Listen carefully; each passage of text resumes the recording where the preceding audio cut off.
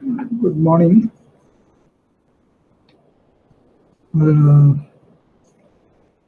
கடைசியான யூசிபி 600 ஆர்டிகல்ஸை பார்த்து கொண்டிருக்கிறோம். ரைட், நினைக்கிறேன் நீங்கள் அந்த யூசிபி 600 இங்கிலீஷ் வெர்ஷனில் ஒரு காப்பி எடுத்து வச்சிருப்பீங்கண்டு. ரைட், எல்லா ஆர்டிக்கிளும் எங்களுக்கு போகிறதுக்கு பார்க்குறதுக்கு டைம் இல்லை. அடுத்த ஆர்டிக்கல் வந்து முக்கியமான ஒரு article number 27, clean transport document. தூய போக்குவரத்து ஆவணம்.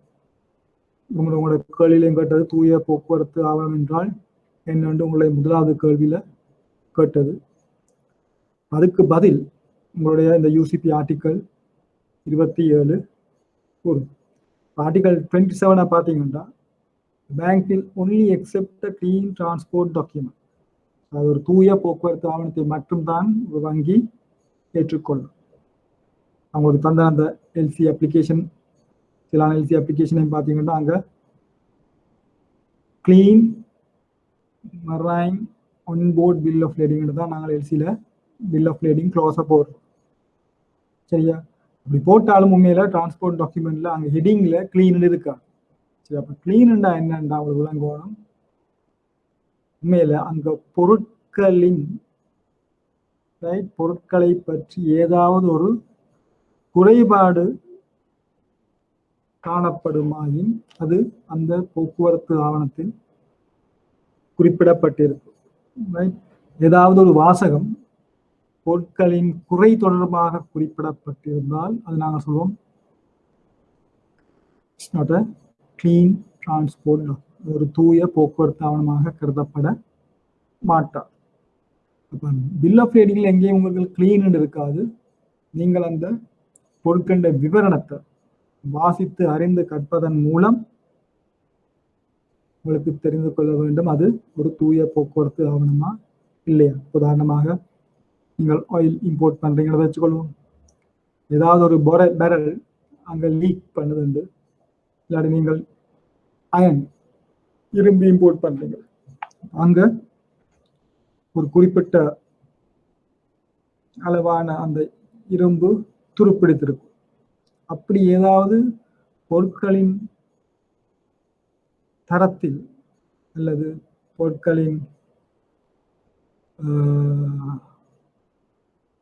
பொருட்கள் சம்பந்தமாக ஏதாவது ஒரு குறைபாடு அங்கு குறிப்பிடப்பட்டிருக்குமாய் அது ஒரு தூய போக்குவரத்து ஆவணமாக கருதப்பட மாட்டார். Clean transport document is one bearing no clause or notation expressly declaring a defective condition of the goods or their package. பொருட்கள் அதன் பொதி. Right? The word clean need not appear on a transport document even if a credit as a requirement for that transport document to be clean. இது ஒரு மிக முக்கியமான ஒரு உறுப்புரை தெரிந்தது. அடுத்தது உறுப்புரை 28, இன்சூரன்ஸ் டாக்குமெண்ட். காப்புறுதி தொடர்பாக அதன் காப்பீடு தொடர்பாக இந்த உறுப்புரை கூறுகிறது. இது மிக முக்கியமான ஒரு உறுப்புரை. இதில் பார்த்தீங்கன்னா insurance document such an insurance policy and insurance certificate or declaration on an open cover must appear to be issued and signed by an insurance company, an underwriter or their agents or their proxies. யார் ஒரு காப்புறுதி கொள்கை, காப்புறுதி பூக்கை அல்லது காப்புறுதி சான்றிதழை வழங்குபவர் என்பது உங்களுக்கு இந்த உறுப்புரை மூலம் தெரிந்து கொள்ளப்படும். பொதுவாக cover notes will not be accepted, அது தெரிஞ்சிருக்கணும். மேலும் insurance policy is acceptable in lieu of insurance certificate. நீங்கள் ஒரு காப்புறுதி சான்றிதழை கோரும் பொழுது ஒரு காப்புறுதி பூக்கை சமர்ப்பிக்கப்படுமாயின் அது ஏற்றுக்கொள்ளப்படும். இங்க மிக முக்கியமானது இந்த காப்புறுதி ஆவணத்தில் உங்களுக்கு தெரியணும் இந்த காப்பீட்டு தொகை. பொதுவாக இந்த காப்பீடு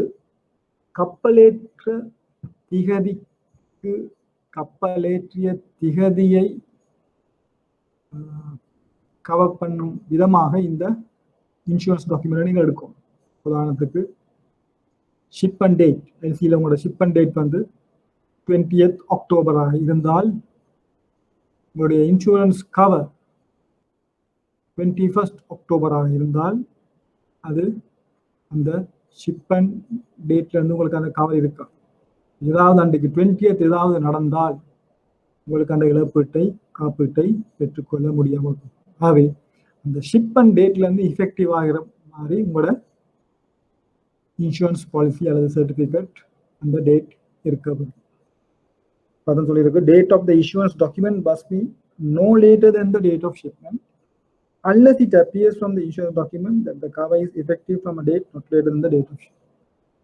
அந்த இன்சூரன்ஸ் டாக்குமெண்ட் டேட் பண்ணியிருக்கணும் முதல், அல்லது அந்த இன்சூரன்ஸ் டாக்குமெண்ட்ல உங்களுக்கு குறிப்பிடப்பட்டிருக்க வேண்டும் அந்த பொருட்களுக்கான கப்பலேற்றத்துக்கான காப்புறுதி அந்த கப்பலேற்ற திகதியில் இருந்து நடைமுறைக்கு வரும் வகையில் காப்பீடு செய்யப்பட்டுள்ளது.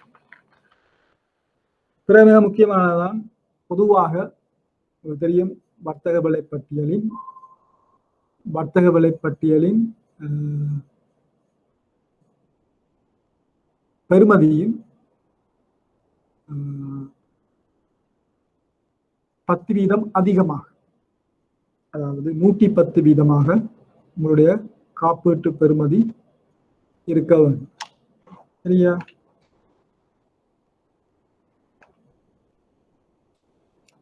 அது 110% என்று சொல்லுவோம். அதான் உங்களுக்கு போட்டிருக்கு. If there is no indication in the credit of the insurance cover, the amount of insurance coverage must be at least 110% of the CIFO CIP value. சரியா?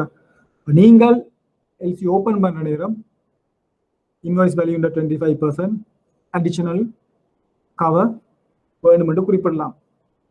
இப்போ இன்வாய்ஸ் வேல்யூ நீங்கள் 25% இன்க்ளூட் பண்ணியிருந்தால் 125%க்கு உங்களுடைய காப்புறுதி ஆவணம் சான்றுபடுத்தப்படும்.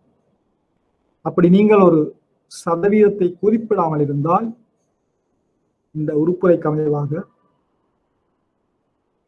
110% கட்டாயம் பொருட்களுக்கான காப்பீடு செய்யப்பட்டிருத்தல் வேண்டும். அப்ப நீங்கள் ஆவணங்களை பரிசீலிக்கும் பொழுது அந்த காப்புறுதி ஆவண தொகை வர்த்தக விலைப்பட்டியலின் தொகையின் 110%, அதாவது மேலதிகமாக 10% இருத்தல் வேண்டும். மற்றதான் உங்களுக்கு நான் சொன்னேன் அனைத்து இடர்கள், ஆல் ரிஸ்க். சரியா? பொதுவாக இன்ஸ்டியூட் கார்கோ க்ளோசஸ் நான் ஏற்கனவே சொல்லியிருந்தேன். கார்கோ க்ளோசஸ் ABC என்று 3 வகைகளாக உள்ளது. பொதுவாக நீங்கள் insurance policy cargo closes A என்று குறிப்பிடும் பொழுது அது அனைத்து இடர்களையும் காப்பீடு செய்வதாக கருதப்படும். ஆர்டிகல் 29 ஒரு மிக முக்கியமான ஆர்டிகல். நாங்கள் ஆர்டிகல் 6ல பார்த்தோம் எக்ஸ்பைரி டேட், ஒரு ஆவண கடிதம் காலவாதியாகும் திகதி. சில சந்தர்ப்பங்கள்ல பயனாளி ஆவணங்களை சமர்ப்பிக்கும் பொழுது அந்த காலவாதியாகும் திகதி அந்த நாட்டில் ஒரு விடுமுறையாக இருக்கலாம். அப்பொழுது வங்கிகள் மூடப்பட்டது.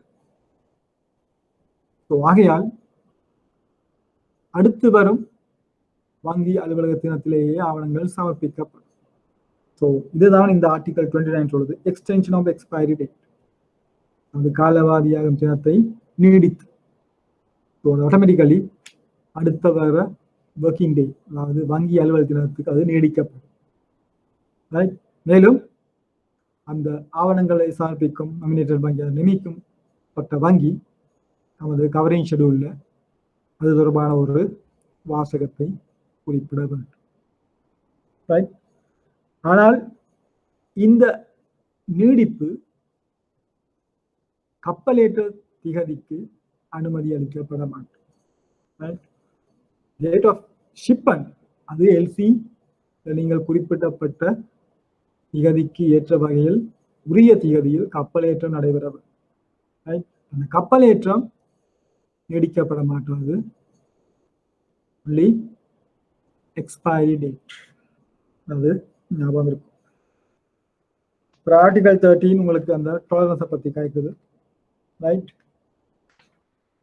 approximately அபவுட் அந்த மாதிரி இதுகள் இருந்தால் நீங்கள் 10% மேலதிகமாக அல்லது குறைவாக அனுமதிக்கலாம். மேலும்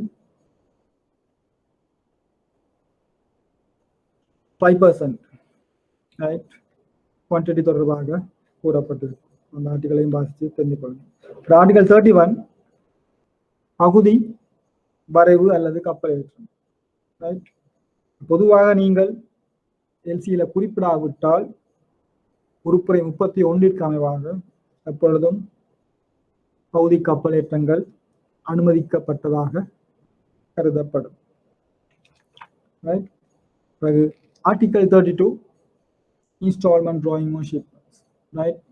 உங்களுடைய எல்சியில நீங்கள் இன்ஸ்டால்மெண்ட் பேசிஸ் ஷிப்மெண்ட்ஸ் நீங்கள் குறிப்பிட்டிருந்தால் ஏதாவது ஒரு இன்ஸ்டால்மெண்ட் அமைவாக வரைவுகள் அல்லது கப்பலேற்றம் நடைபெறாவிட்டால் அடுத்து வரும் அனைத்து வரைவுகளோ அல்லது கப்பலேற்றங்களோ அனுமதிக்கப்பட மாட்டாது. பிறகு உறுப்புரை 33 அதாவது ஆவணங்கள் சமர்ப்பிக்கப்படக்கூடிய நேரம் தொடர்பாக கலைக்கப்படும். ஏற்கனவே பார்த்தோம். ஆர்டிகல் 14 ஆவணங்கள் சமர்ப்பித்து 5 வங்கி அலுவலகத்தினங்களுக்குள் ஒரு வழங்கும் வங்கியோ அல்லது ஒரு உறுதிப்படுத்தும் வங்கியோ அல்லது நியமிக்கப்பட்ட வங்கியோ ஆவணங்களை பரிசீலித்து அவை இணங்கிய சமர்ப்பிப்பார் என்பதை தீர்மானிக்கப்படும். அந்த 5 நாட்கள் நான் சொன்னேன். ஆவணங்கள் சமர்ப்பித்த 4 தொடர்ந்து வரும் 5 வங்கி அலுவலகத்தில். உங்களுக்கு தெரியும், ஒரு வங்கி பொதுவாக கடன்களுக்காக திறந்திருக்கும் நேரம். உங்களோட பேங்கிங் ஹவர்ஸ் 9 to 3 என்றால் இன்றைக்கு 9 to 3 பேங்கிங் ஹவர்ஸ்னா இப்போ டாக்குமெண்ட்ஸும் வந்து இன்றைக்கு உங்களுக்கு 3 o'clock வந்தால்தான் நீங்கள் அடுத்த நாளில் இருந்து அதை நடத்தணும். இல்லையெனில் உங்களுக்கு 4-5 மணிக்கு வந்து டாக்குமெண்ட்ஸ் சப்மிட் பண்ணால் அது உண்மையில் எனது அது பேங்கிங் அவர்ஸாக கருதப்பட மாட்டோம். ஸோ அந்த ஒரு சந்தர்ப்பத்தில் இன்றைக்கு கொண்டு டாக்குமெண்ட் சப்மிட் பண்ணாலும் அது நாளைக்கு ப்ரெசென்ட் பண்ணதாக தான் கருதப்படும். Hours of presentation. Bank has no obligation to accept a presentation outside its banking hours. அதாவது வங்கியின் பொதுவான கடமைப்பாட்டு நேரத்துக்கு வெளியே ஆவணங்களை ஏற்றுக்கொள்வதற்கு கடமை ஆட்டை கொண்டிறார். பிறகு 34, 35 நீங்கள் யூஆர்சியில படித்த அதே மாதிரி வங்கிகள் பொறுப்பு துறத்தலை பற்றி கூறுகின்றனர். 36 எதிர்பாராத சம்பவங்கள் போஸ்ட் மேஜர் யூஆர்சி 522 ஆர்டிகல் 15 பத்தி நீங்கள் படிச்சிருப்பீர்கள். வங்கிகளுக்கு அப்பாற்பட்ட செயற்பாடு, அதாவது வங்கியால் கட்டுப்படுத்த முடியாத செயல்கள் ஏற்படும் பின்விளைவுகளுக்கும் வங்கிகள் பொறுப்பு அல்ல. ரைட். பிறகு அடுத்தது மிக முக்கியமான ஒரு ஆர்டிகல் 38 டிரான்ஸ்ஃபரபிள் கிரெடிட், மாற்றத்தகு நாணய கடிதம். நாணய கடிதங்கள்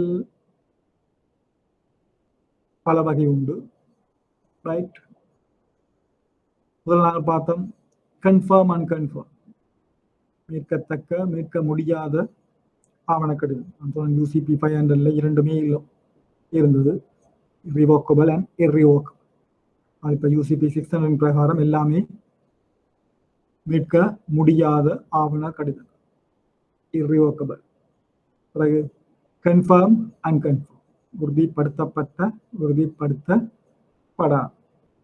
இப்போ நாங்கள் பொதுவாக இஷ்யூ பண்ணுற எல்சிஸ் எல்லாம் அதிகமாக இர்ரிவோக்கபிள் அன்கன்ஃபார்ம் எல்சிஸ். சில சமயங்களில் உறுதிப்படுத்தல் தேவை ஏற்பட்டால் அது கன்ஃபார்ம் இர்ரிவோக்கபிள் எல்சியாக கருதப்படும். மேலும் ஆவண கடிதங்கள் வகைகள் உங்களுடைய ஒரு பாஸ் பேப்பர்ஸில் அடிக்கடி இந்த நாணய கடிதங்களின் வகைகள் தொடர்பாக சிறு குறிப்பு எழுத சொல்லி ஒரு கேள்வி பாருங்க. அப்போ உங்களுக்கு தெரியணும் நாணய கடிதங்களின் வகைகள். இப்போ மற்ற நாணய கடிதங்களை பார்த்து போட்டு நான் இந்த ஆர்டிகல் 38 பற்றி உங்களுக்கு சொல்றேன். பொதுவாக நாணய கடிதங்கள் வகைகள் நாங்கள் ஒரு வகை உண்டு, சிகப்பு வாசக நாணய கடிதங்கள் சொல்றோம், அதாவது ரெட் கிளாஸ் எல்சி. அது ஏன் சிவப்பு வாசக நாணய கடிதம் என்று வந்தால் அந்த காலத்துல எல்சிஸ் நாணய கடிதங்கள் பொதுவாக டைப்ரைட்டர்ல டைப் பண்ணி யாமெயில் மூலம் அனுப்பப்படுது. ஷிஃப்ட் தொழில்நுட்பம் வசதி வருவதற்கு முன் விநியோகிக்கப்பட்ட நாணய கடிதங்கள் டைப்ரைட்டர்ல டைப் பண்ண நேரம் அங்கே ரெட் இங்க்ல அந்த வாசகம் டைப் பண்ணப்படியால் அது ரெட் கிளாஸ் எல்சியாக வந்தது. உண்மையில் அந்த சிவப்பு வாசகத்தில் என்ன குறிப்பிடப்பட்டிருந்தது என்றால், பொதுவாக உங்களுக்கு தெரியும், ஒரு ஆவண கடிதத்தின் கீழ் நியதி நிபந்தனைகளுக்கு அமைவாக பயனாளி ஆவணங்களை சமர்ப்பிக்கும் பொழுது அதற்குரிய கொடுப்பனவை மேற்கொள்வதாக வழங்கும் வங்கி ஒரு உத்தரவாதத்தை வழங்கும். இங்கு சிறப்பு வாசக நாணய கடிதத்தின் பிரகாரம் வழங்கும் வங்கி ஒரு வாசகத்தை அந்த நாணய கடிதத்தில் குறிப்பிட்டிருக்கும். அதாவது அந்த நாணய கடிதத்தின் ஒரு பகுதியை முன்கூட்டியே பயனாளி பெற்றுக்கொள்ளக்கூடியதாக இருப்பதால், அதாவது ஒரு முற்கொடுப்பனவு ஒரு முற்கொடுப்பனவு தொகையை முன்கூட்டியே பயனாளிக்கு பெறத்தக்க வகையில் அந்த ஆவண கடிதத்தின் அந்த வாசகம் அமைந்திருக்கும். உங்களுக்கு தெரியும், ஏற்றுமதியாளர் பொருட்களை ஏற்றுமதி செய்வதற்காக சில நேரம் பொருட்களுக்கான பேக்கிங் மெட்டீரியல்ஸ் கொள்வனவு செய்ய வேண்டியிருக்கும். ரைட். ஸோ அந்த ஏற்றுமதிக்கு முன்கூட்டியே தேவையான செலவுகளை மேற்கொள்வதற்கு நாங்கள் பேங்க்ல பொதுவாக எக்ஸ்போர்ட் ஏற்றுமதி தொடர்பாக பேக்கிங் கிரெடிட் என்று சொல்லுவோம். ரைட். பொதிக்கடன். ஸோ அந்த மாதிரி ஒரு வசதியை இந்த ரெட் கிளாஸ் எல்சி அந்த ஏற்றுமதியாளர்களுக்கு வழங்கினார். அதாவது இஷ்யூங் பேங்க் வழங்கும் வங்கி ஒரு நாணய கடிதம் ரெட் கிளாஸ் எல்சியை விநியோகிக்கும் பொழுது அந்த எல்சி போன உடனேயே அந்த எல்சியை அட்வைஸ் பண்ற அட்வைசிங் பேங்க், அறிவிக்கும் வங்கி அல்லது நாமினேட்டட் வங்கி, நியமிக்கப்பட்ட வங்கி முன்கூட்டியே அந்த ஆவண கடிதத்தின் ஒரு குறிப்பிட்ட சதவீதத்தை பயனாளிக்கு வழங்கும். ஸோ அந்த குறிப்பிட்ட தொகையை பயனாளி பெற்றுக்கொண்டதாக ஒரு சிம்பிள் ரிசீட் என்று சொல்லுவோம். ஒரு ரசீது, பணத்தை பெற்றுக்கொள்வதற்கான ஒரு ரிசீட். அந்த ரிசீட் எங்களுக்கு அனுப்பி சில நேரம் அந்த அட்வைசிங் பேங்க், நாமினேட்டட் பேங்க் எங்கள்கிட்ட அந்த அட்வான்ஸ் பேமெண்ட்டை கிளைம் பண்ணும். So advising bank, nominated bank முன்கூட்டியே அந்த தொகையை பெனிஃபிஷியரிக்கு அட்வான்ஸ் பண்ணி போட்டு பிறகு அதை இஷ்யூங் பேங்க் இருந்து ரீஇம்பர்ஸ் பண்ணிக்கொள்ளும். இந்த மாதிரி அட்வான்ஸ் பண்றதுதான் அந்த ரெட் கிளாஸ் எல்சியின் ஒரு முக்கிய தொழிற்பாடாக கருதப்படும். அந்த ரெட் கிளாஸ் எல்சியில நீங்க கவனமா இருக்கணும். ஒரு கிரெடிட் வரியான அப்ளிகன்ஸ், அதாவது உங்களுடைய விண்ணப்பதாரி எல்சி இஷ்யூ பண்ண சொல்ற அந்த அப்ளிகன்ட் ஒரு கிரெடிட் வரி பர்சனாக இருக்க வேண்டும். ஒரு நம்பிக்கைக்கேற்ற ஒரு நபர் அல்லது ஒரு கம்பெனியாக இருத்தல் வேண்டும். அடுத்ததாக பேக் டு பேக் எல்சின்னு சொல்லுவோம். பின்னுக்கு பின்னான கடிதம். இதுவும் கிட்டத்தட்ட இந்த நாங்கள் பார்க்க போற இந்த ஆர்டிகல் 30 இருக்கிற டிரான்ஸ்ஃபரபிள் கிரெடிட்டே மாதிரி தான். என்ன வித்தியாசம் என்றால், இந்த பேக் டு பேக் எல்சியில 2 ஆவண கடிதங்கள் தொலைப்பது. உதாரணத்திற்கு, இப்போ ஜெர்மனியிலிருந்து நீங்கள் ஏற்றுமதியான இடைநிலை வியாபாரின்னு சொல்லுவோம், இன்டர்மீடியட் ஸ்ரீலங்காவில் இருக்கிற அவருடைய பெயருக்கு ஒரு எல்சி அவர்தான் அந்த ஃபைனல் எக்ஸ்போர்ட்டை ஜெர்மனிக்கு செய்வோம். எக்ஸ்போர்ட் பண்றதுக்கு அவருக்கு மூலப்பொருட்கள் தேவைப்படும். அந்த மூலப்பொருட்களை சில நேரம் உள்ளூர்ல லோக்கலி பர்ச்சேஸ் பண்ணலாம். அந்த நேரம் அவர் அந்த லோக்கலி பர்ச்சேஸ் பண்றதுக்கு இன்னொரு எல்சியை ஓபன் பண்ண வேண்டி வரும். அதாவது லோக்கல் சப்ளையரோட பேர். அந்த ஒரு சந்தர்ப்பத்துல அந்த இன்டர்மீடியட் இடைநிலை வியாபாரி என்ன செய்வார், தனது பெயருக்கு வந்த அந்த முதன்மை எல்சி, ரைட்? வெளிநாட்டில் வந்த முதன்மை எல்சியை ஒரு கொலாட்ரல், ஒரு பிணையாக வைத்து இரண்டாவது எல்சியை ஓபன் பண்ண. இந்த டிரான்ஸ்ஃபரபிள் எல்சியோட ஒப்புற நேரம் இந்த பேக் டு பேக் எல்சி மிகவும் ஒரு இடர்பாடு கூடிய ஒரு ஆவண கடிதமாக கருதப்படும். பொதுவாக இது உண்மையில ஒரு கிரெடிடேஷன். உங்களோட பேங்க்ல கடன் தொடர்பாக இருக்கும் கையாளும் திணைக்களத்தில் தான் அந்த பின்னுக்கு பின்னான கடன்களை விநியோகிப்பதா இல்லையா என்ற தீர்மானத்தை மேற்கொள்ள வேண்டும். இங்கு நீங்கள் ஒரு எல்சின்னா பேப்பர், அந்த எல்சியை மட்டும் நீங்கள் ஒரு கொலாட்ரலாக வைத்துக்கொண்டு இன்னொரு எல்சி ஓபன் பண்ண போறீங்க. சரியா? ரெண்டாவது எல்சி ஓபன் பண்ண மிக கவனமா இருக்கணும். அந்த முதலாவது எல்சியில இருந்த டேர்ம்ஸ் அண்ட் கண்டிஷன்ஸுக்கு ஒத்து போற மாதிரி அதை அவர் பெர்ஃபார்ம் பண்ணக்கூடியதாக அந்த இரண்டாவது எல்சி அமைய வேண்டும். அவர் இரண்டாவது எல்சிக்குரிய கொடுப்பனவை அந்த முதலாவது எல்சியிலிருந்து வர கொடுப்பனவோடு தொடர்பு பற்றும். நேரம் உங்களுடைய வங்கி இரண்டாவது எல்சியை ஓபன் பண்ணி லோக்கல் சப்ளையருக்கு பே பண்ண பிறகு நீங்கள் டாக்குமெண்ட்ஸை அந்த ஜெர்மன் பேங்க் அனுப்பி அங்க பேமெண்ட் வராட்டி பிறகு இஷ்யூங் பேங்க் அந்த எல்சியை இஷ்யூ பண்ண உங்களுக்கு அந்த இடரை தாங்கிக் கொள்ள வேண்டிய நிலைமை ஏற்படும். பேக் டு பேக் எல்சி, அதாவது ஒரு நாணய கடிதத்தை ஆதாரம், அதாவது பிணையாக வைத்து இன்னொரு நாணய கடித திறத்தல் தான் அந்த பின்னுக்கு பின்னர் கடனாக கருதப்படும். இன்னொன்றுக்கு ரிவால்விங் எல்சின்னு சொல்லுவோம், அதாவது சுழலும் நாணய கடிதம். பொதுவாக ஒரே பயனாளிக்கு ஒரே விண்ணப்பதாரி ஒரே பொருளை இறக்குமதி செய்வதன் பொருட்டு தொடர்ந்து ஒரு வருடத்தில் 7-8 எல்சி ஓபன் பண்ணலாம். ஸோ அந்த மாதிரி ஓபன் பண்ண நேரம் அவருக்கு இந்த எல்சி தெரியும் உங்களுக்கு, எல்சி ஓபன் பண்ண charges, opening LC opening charges, அதுக்கான டைம், டாக்குமெண்டேஷன், இந்த இதுகளை தவிர்க்கும் பொருட்டு இந்த மாதிரி தொடர்ந்து ஆவண கடித தேவைப்பாடு ஏற்படும் பொழுது அந்த பொறிமுறையை இலகுபடுத்தும் பொருட்டு இந்த ரிவால்விங் எல்சிஸ் உபயோகப்படுத்தப்படும். அதாவது ஒரே எல்சியை தொடர்ந்து சுழற்சி முறை அடிப்படையில் அவருக்கு உபயோகக்கூடியதாக அந்த நாணய கடிதம் வழங்கப்படும். இது பலவிதமாக இந்த சுழற்சி நடைபெறும். ஒன்று டைம் பேசிஸ் அல்லது அமௌண்ட் பேசிஸ், ஒன்று நேர அடிப்படையிலும் மற்றும் தொகை அடிப்படையிலும் இந்த சுழலும் நாணய கடிதம் துவைப்படும்.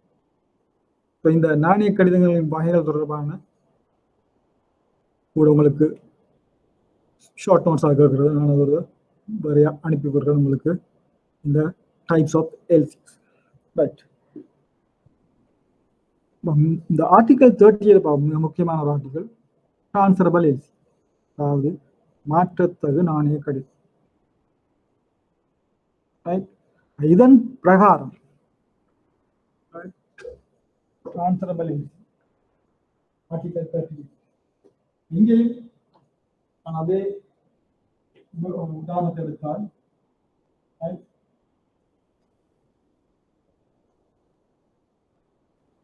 ஜெர்மனியிலிருந்து உங்களுக்கு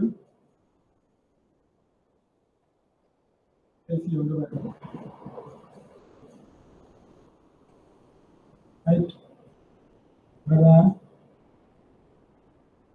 Importer,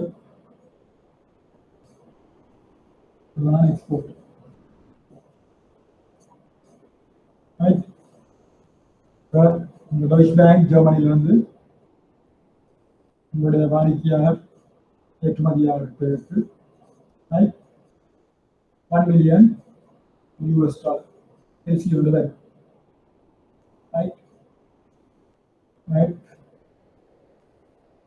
ஐட்டம் வச்சுக்கொள்ளும் garments.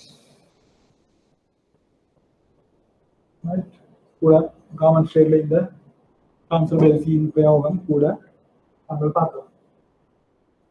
இந்த தைக்கப்பட்ட ஆடைகள் இறக்குமதி செய்யும் பொருட்டு ஜெர்மனியில இருந்து உங்களுக்கு எல்சி ஒன்று வருது. ரைட், இது bank of loan. Right bank ஜெர்மனியில இருந்து பேங்க் ஆஃப் லோனுக்கு எல்சி ஒன்று வருது. உங்களுடைய வாடிக்கையாளர் ஏற்றுமதியாக பேருக்கு $1 மில்லியன். உண்மையிலே இந்த ஏற்றுமதியாளர் இவர் இந்த பொருட்களை நேரடியாக உற்பத்தி செய்து ஏற்றுமதி செய்பவர் அல்ல. இவர் ஒரு இடைநிலை வியாபாரியாக தொடர் இடைநிலை வியாபாரி இன்டர்மீடியரியாக தொழிற்படும். அந்த பேக் டு பேக் கேள்வி நான் ஏற்கனவே கூடிய மாதிரி ஒரு இடைநிலை வியாபாரி. இவருக்கு மேல் இந்த $1 மில்லியன் இந்த கார்மெண்ட்ஸ் சப்ளை பண்றதுக்கு இவர் வேற அந்த கார்மெண்ட்ஸை சப்ளை பண்ற இலங்கையில் உள்ள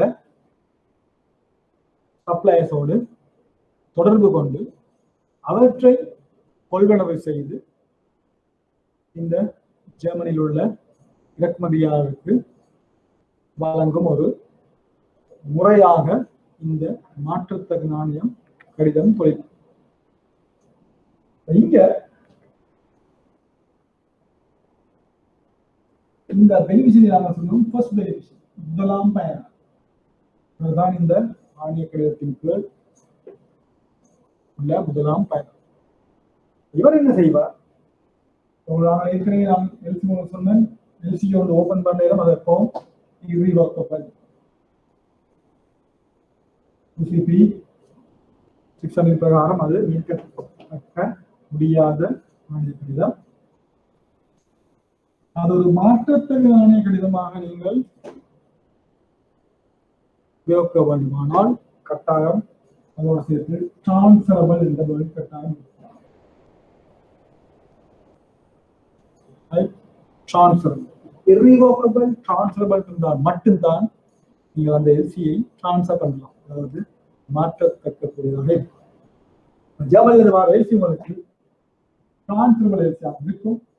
வந்த பிறகு என்ன செய்வீங்க? உங்களோட ஏற்றுமதியாளர் அவர் பேங்க் ஆஃப் லோன் சொல்லுவார், எனக்கு இந்த $1 மில்லியன் எல்சியை 3 பேருக்கு டிரான்ஸ்ஃபர் பண்ணும். ஒருவருக்கு $400,000, இன்னொருவருக்கு $300,000, இன்னொருவருக்கு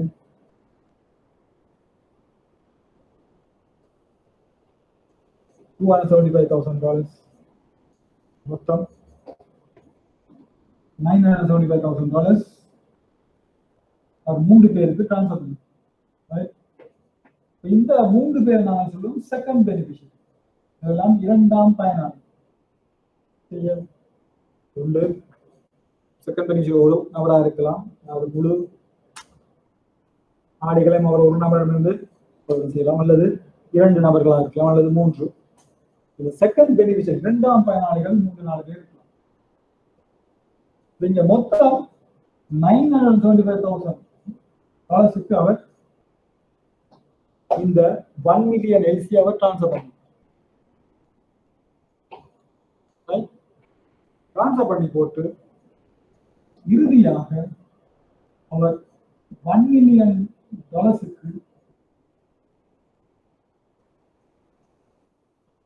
ஆவணங்கள் இங்க அனுப்பி வைக்கும்.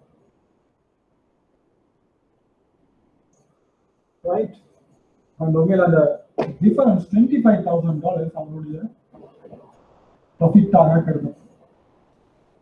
உண்மையில இவர் இங்க எந்த விதமான ஒரு பொருட்களை உற்பத்தி செய்யவோ பொறியீடு செய்யவோ ஒன்றும் செய்கிறது.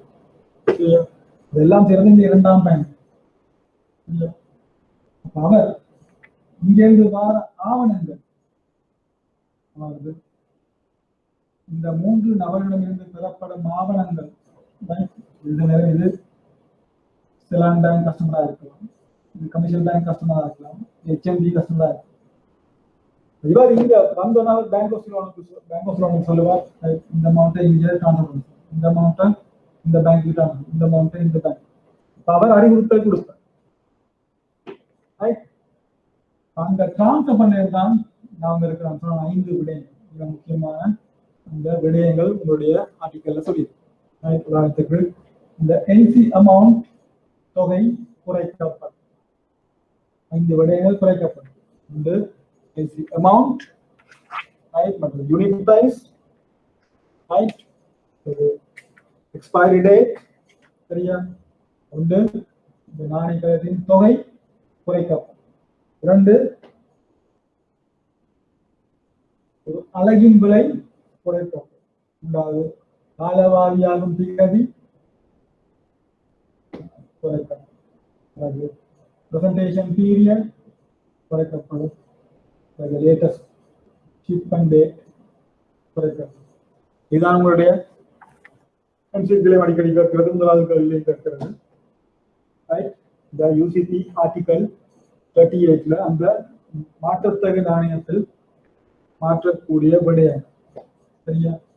நீங்க $1 மில்லியன் உங்களை பார்த்திருப்பீர்கள். இங்க அவர்களுக்கு குறைத்து வழங்கப்படும். ஆனால் யூனிட் பிரைஸ், இந்த யூனிட் பிரைஸ் அட்ஜஸ்ட் பண்ற மாதிரி தான் தன்னுடைய ப்ராஃபிட் அவர் இது பண்ணும். எக்ஸ்பைரி டேட், இந்த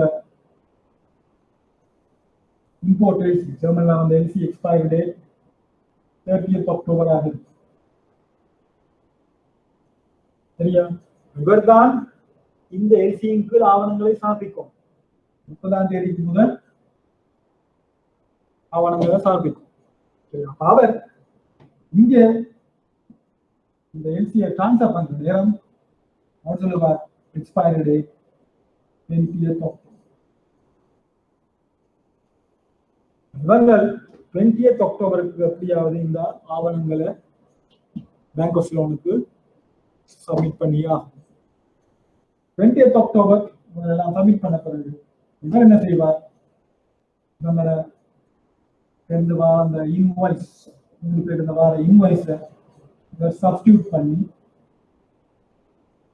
கூடிய விலைக்கு அந்த விலை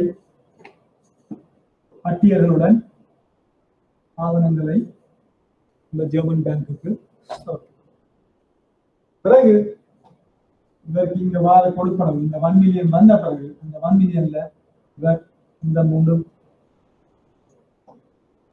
இரண்டாம் பயனாளிகளுக்கான கொடுப்பனவை தனது வங்கியினூடாக மேற்கொள்ளும். $975,000 பே பண்ண பிறகு மிஞ்சிற அந்த $25,000 அவருடைய லாபமாக. இது உண்மையிலே இந்த இடைநிலை வியாபாரிகள் எந்த விதமான ஒரு பொருட்கள் உற்பத்தியுடன் தொடர்பு படாமல் ஏற்றுமதி செய்வதன் மூலம் அந்நிய செலவாணியை சம்பாதிக்கும் ஒரு முறையாக இருக்கு. இதுதான் இந்த மாற்றத்தகு நாணய கடிதத்தை தொழில்படும் பொறிவு. இங்க உங்களுக்கு தெரியும் இந்த ஆர்டிக்கல்ல இந்த 5 பேர். அதுக்கு மேலதிகமாக இன்சூரன்ஸ் காப்புறுதி நீங்கள் கூட்டணும். இது 5 விடயங்களும் குறைக்கப்படும். காப்புறுதி மட்டும் நீங்கள் வேண்டாம் தொகையை கூட்டும். மற்றபடி டேர்ம்ஸ் அண்ட் கண்டிஷன் உங்களுடைய மாஸ்டர் இம்போர்ட்டர்ஸில் இருக்க அந்த நியதி நிபந்தனைகள் அதே வடிவத்தில் நீங்கள் டிரான்ஸ்ஃபர் பண்ற நேரமும் ஒரே டேர்ம்ஸ் அண்ட் கண்டிஷன்ஸாக டிரான்ஸ்ஃபர் பண்ண. அதே மாதிரி இந்த ஒவ்வொரு வங்கியும் வேளாண் பேங்க், கமர்ஷியல் பேங்க், 3 வங்கிகளும் இந்த பேங்க் ஆஃப் லோன் ஊடாகத்தான் ஆவணங்களை இவங்கள் இங்கே சமர்ப்பித்து வேளாண் பயனாளி உரிய நேரத்தில் ஆவணங்களை மாற்றீடு செய்யவிட்டால் பேங்க் ஆஃப் லோன் இவங்களை இன்வாய்ஸை டைரக்டா அனுப்பும். அதனால பேங்க் ஆஃப் லோனுக்கு பொறுப்பு போட வேண்டிய அவசியம் இல்லை. அந்த மாதிரி சில முக்கியமான விடயங்களை இந்த உறுப்புரை உங்களுக்கு கூறுது. ரைட். ஆர்டிகல் 38 மிக முக்கியமான ஒரு ஆர்டிகல். வாசிக்கொள்ளும். கடைசி ஆர்டிகல் உங்களுக்கு அசைன்மெண்ட் ஆஃப் ப்ரொசீட்ஸ். ரைட். உங்களுக்கு நாணய கடிதத்தின் கிடைக்கக்கூடிய அந்த பெறுமதியை நீங்கள் உரிமை மாற்றல் செய்து. ரைட். அப்ப இந்த ஆர்டிகல்ல சொல்லுது it's only a assignment of proceeds, not the assignment of right to perform. அந்த ஆவண கடிதத்தின் கீழ் நீங்கள் அதை கொண்டு செயற்படுத்துவதற்கான ஒரு உரிமையை வழங்காது. அது எப்பவும் அந்த பயனாளியின் கையில் தான் இருக்கும். இந்த பயனாளிக்கு கிடைக்கத்தக்க பெறுமதியை தான் அந்த பயனாளி இன்னொருவருக்கு அந்த தொகையை மாற்றீடு செய்யலாம், அதாவது சைன் பண்ணலாம். இதுதான் இந்த 39 ஆர்டிக்கல். சில முக்கியமான ஆர்டிகல்ஸ் வடிவா நீங்கள் உங்களுக்கு அந்த ஹைலைட் பண்ண மாதிரி சில முக்கியமான ஆர்டிகல். உதாரணத்துக்கு 18 commercial invoice, article 20 bill of lading, article 6 expiry டேட்டோட சொல்ற, issuing bank liability 7, confirming bank 8, 9 advising bank, 10 amendments, right? Article 2 definitions, Article 3 interpretations, right? Article 16 rejection, right?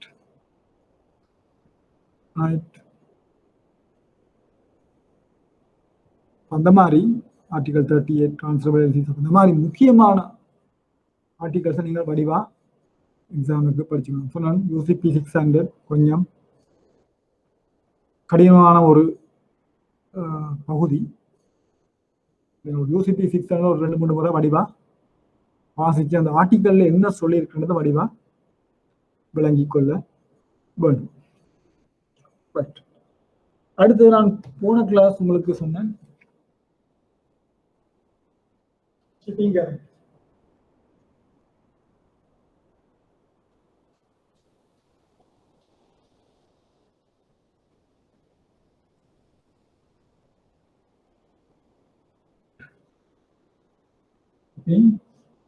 guarantee. Shipping guarantee கப்பலுக்கு உத்தரவாதம். ரைட். ஷிப்பிங் கேரண்டி இஷ்யூ பண்றோம். ஆவணங்கள் கிடைக்க பெறாமல் பொருட்கள் வந்து சேர்ந்தால் அந்த பொருட்களை உடனடியாக விடுவிப்பதற்கு உங்களுக்கு கட்டாயம் ஷிப்பிங் கேரண்டி இஷ்யூ பண்ண வேண்டிய நிலைக்கு உள்ளாகும். அப்ப நீங்களும் வாடிக்கையாளரும் சேர்ந்து ஷிப்பிங் கம்பெனி அல்லது ஷிப்பிங் ஏஜென்ட்டுக்கு அந்த இன்வாய்ஸ்ன்ற மாதிரி 3 மடங்கு 300% லைபிலிட்டி ஒன்று கொடுக்கும். நான் சொன்னேன் ஷிப்பிங் ஏஜென்ட் இஷ்யூதால் இருக்கிற ரிஸ்க் என்ன, அதை நீங்கள் மிட்டிகேட் பண்ணுறோம். அதே மாதிரி உங்களுக்கு இந்த டைப்ஸ் ஆஃப் கிரெடிட்ஸ் மாதிரி உங்களுக்கு ஒரு சிறு குறிப்பு வருது. டைப்ஸ் ஆஃப் கேரண்டிஸை பற்றி வருது. அதுவும் பொதுவாக நான் சொன்னேன் ஜென்ரலாக வர கேள்வியை நீங்கள் ஈஸியாக எழுதலாம். பார்ட் 2ல கணக்கு 2 வடிவா செய்து போட்டு ரைட் இந்த மாதிரி வர ஒரு சிறு குறிப்பு ஒரு கேள்வி. பிறகு கடைசியாக நீங்கள் ஒரு அந்த UCP URC இன்கோட்டம்ஸ் ஒரு கேள்வியை 4 கேள்வி செய்யணும். 2 கணக்கையும் வடிவா செய்து கொண்டு இந்த மாதிரி ஒரு சிறு குறிப்பு வரும். Types of guarantees, types of LCs. Right. இதை நான் பிறகு உங்களுக்கு நோட்ஸாக அனுப்பி விடுறேன். இப்போதைக்கு சும்மா விளங்கி கொள்ளுங்கள். பேங்க் கேரண்டிஸ் வங்கி உத்தரவாதம். ரைட். தெரியும் வங்கி உத்தரவாதம் கேரண்டி. பேங்க் கேரண்டியில ரைட் 3 நபர்கள்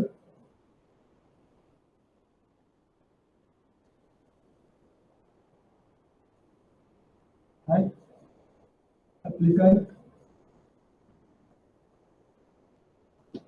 beneficiary and bank. Okay. Guarantor. வங்கி உத்தரவாதங்களை பொறுத்தவரையில தெரியும் ஒரு பேங்க் கேரண்டியில 3 உறுப்பினர், விண்ணப்பதாரி, பயனாளி வங்கி அல்லது உத்தரவாதம் அளிப்பு. சரியா? உங்களுக்கு தெரியும் எப்பவும் இந்த பிரின்சிபல் கான்ட்ராக்ட் ரைட் அப்ளிகேஷன் விண்ணப்பதாரிக்கும் பயனாளிக்கும் இடையே தான் பிரைமரி லைபிலிட்டின்னு சொல்லுவோம். என்ன பிரைமரி லைபிலிட்டி ரைட். இவங்களுக்கு ரெண்டு பேருக்கு இடையில இருக்க ஒரு அந்த கான்ட்ராக்ட் அந்த ஒப்பந்தம், அந்த ஒப்பந்தத்தை மீறும் பொழுது ரைட் மூன்றாம் நபர் ரைட் இந்த ஒப்பந்தத்தின் கீழ் ஏற்படும் நட்டத்தை ஈடு செய்யும் வகையில் வழங்கப்படும் இந்த உத்தரவாதம் தான் இந்த வங்கி உத்தரவாதம். எப்பவும் இந்த பிரைமரி லைபிலிட்டி அந்த கான்ட்ராக்ட் ரெண்டு பேருக்கு இடையே இருந்தாலும் இந்த பெனிஃபிஷரி அப்ளிகண்ட்டுக்கு சொல்லுவார் ரைட் தனக்கு ஒரு பேங்க்ல இருந்து ஒரு கேரண்டி வந்தால் மட்டும்தான் தான் இந்த ஒப்பந்தத்திற்கு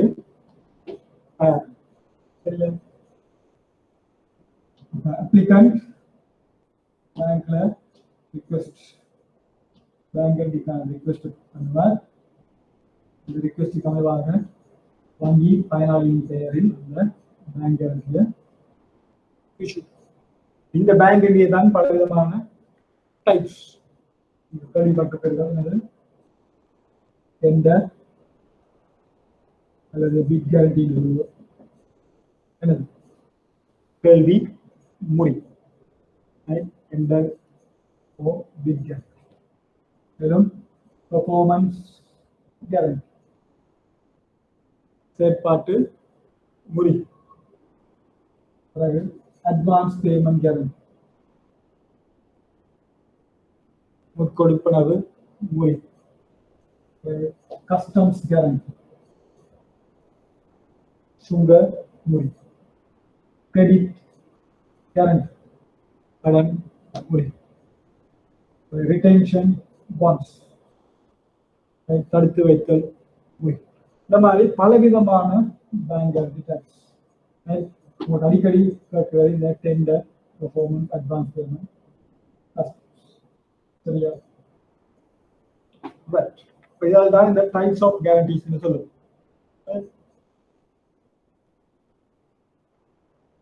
கூட படிச்சிருக்கீங்க பேங்க் கேரண்டிக்கும் இண்டெமினிட்டிக்கும் என்ன வித்தியாசம் ரைட் ரைட் ஃபர்ஸ்ட் ஸ்டேஜ்ல படிச்சிருக்கீங்க ரைட். இங்க இந்த செகண்டரி லைபிலிட்டி இந்த கேரண்டருக்கு பாருங்க செகண்டரி லைபிலிட்டி பிரைமரி லைபிலிட்டி இருக்கிறதுக்கும் அப்ளிகண்ட்க்கு செகண்டரி லைபிலிட்டி இந்த guarantor அது பேங்க். இங்க பேங்க்ல என்னண்டா இந்த பியூட்டிங்க ஒரு அன்கண்டிஷன் இந்த விதமான நிபந்தனைகளுக்கும் உட்படாது. அதாவது இந்த கான்ட்ராக்டுக்கு அப்ளிகண்ட் அந்த கான்ட்ராக்டை மீறினால் பெனிஃபிஷியரி என்ன செய்வார்? இந்த பேங்க் கேரண்டிக்கு கிளைம் பண்ணும். கிளைம் பண்ணுறோம் இந்த பேங்க் என்ன செய்யும்? அப்ளிகண்ட்டை போய் ஒரு கேள்வியும் கேட்க தேவையில்லை ரைட். இந்த கிளைம் வந்த உடனே அதுக்கான கொடுப்பனதை தெரியும் பேங்க் நான் இஷ்யூ பண்றது அது பேங்க் ஒரு லெட்டர் இல்லை ரைட். ரெண்டு அதிகாரம் அளிக்கப்பட்ட ஆபீசர்ஸ் அத்தரைஸ் சிக்னேச்சர்ஸ் சரியா? டேட்டா போட்டு இஷ்யூ பண்ணுவீங்க யாருக்கு பெனிஃபிஷியரி இந்த பேர் உங்களோட பேருக்கு இந்த டைப் பிட் கொண்டா பெர்ஃபார்மன்ஸ் கொண்டா ரைட் அட்வான்ஸ் பேமெண்ட்டா ரைட். இதில் தான் நம்மளோட பேங்க் கேரண்டி அந்த ஸ்டாண்டர்ட் க்ளாசஸ் இருக்கு ரைட். பார்த்தீங்கன்னா டெண்டர் பெர்ஃபார்மன்ஸ் அட்வான்ஸ் பேமெண்ட்டுக்கு எல்லாம் ரைட் இந்த SLBA சொல்லுவோம் ஸ்ரீலங்கா பேங்கர்ஸ் அசோசியேஷன் அதாவது ஏற்றுக்கொள்ளப்பட்ட ஃபார்மேட்ஸ் பொதுவாக நாங்கள் விநியோகிக்கும் இந்த கேள்வி முறை செயற்பாட்டு முறை கொடுக்கும் முறைகளுக்கான அந்த ஃபார்மேட்ஸ் சொல்லுவோம். அந்த ஃபார்மேட்ஸுக்கு வித்தியாசமான ஏதாவது ஒரு ரிக்வெஸ்ட் உங்களுக்கு வந்தால் இந்த கட்டாயம் உங்களுடைய பேங்க்ல லீகல் டிபார்ட்மெண்ட்டை ரிஃபர் பண்ணி அந்த ஃபார்மேட்டை முதல் நீங்கள் கிளியரன்ஸ் இந்த ஃபார்மேட் பேங்குக்கு ஏற்றுக்கொள்ளத்தக்கதா என்பதை உறுதிப்படுத்திக் கொள்ள. உங்களுக்கு தெரியும் இந்த பேங்க் எப்பவும் ஒரு நாட்டில உள்நாட்டு சட்ட திட்டங்களுக்கு முக்கியத்துவம் கொடுக்கும். கண்ட்ரி லா சூப்பர்சீட்ஸ் உங்களுடைய நாட்டு சட்ட திட்டங்களுக்கு அமைவாக இந்த பேங்க் கேரண்டீஸ் நாங்கள் இலங்கையில் இஷ்யூ பண்ணோம்.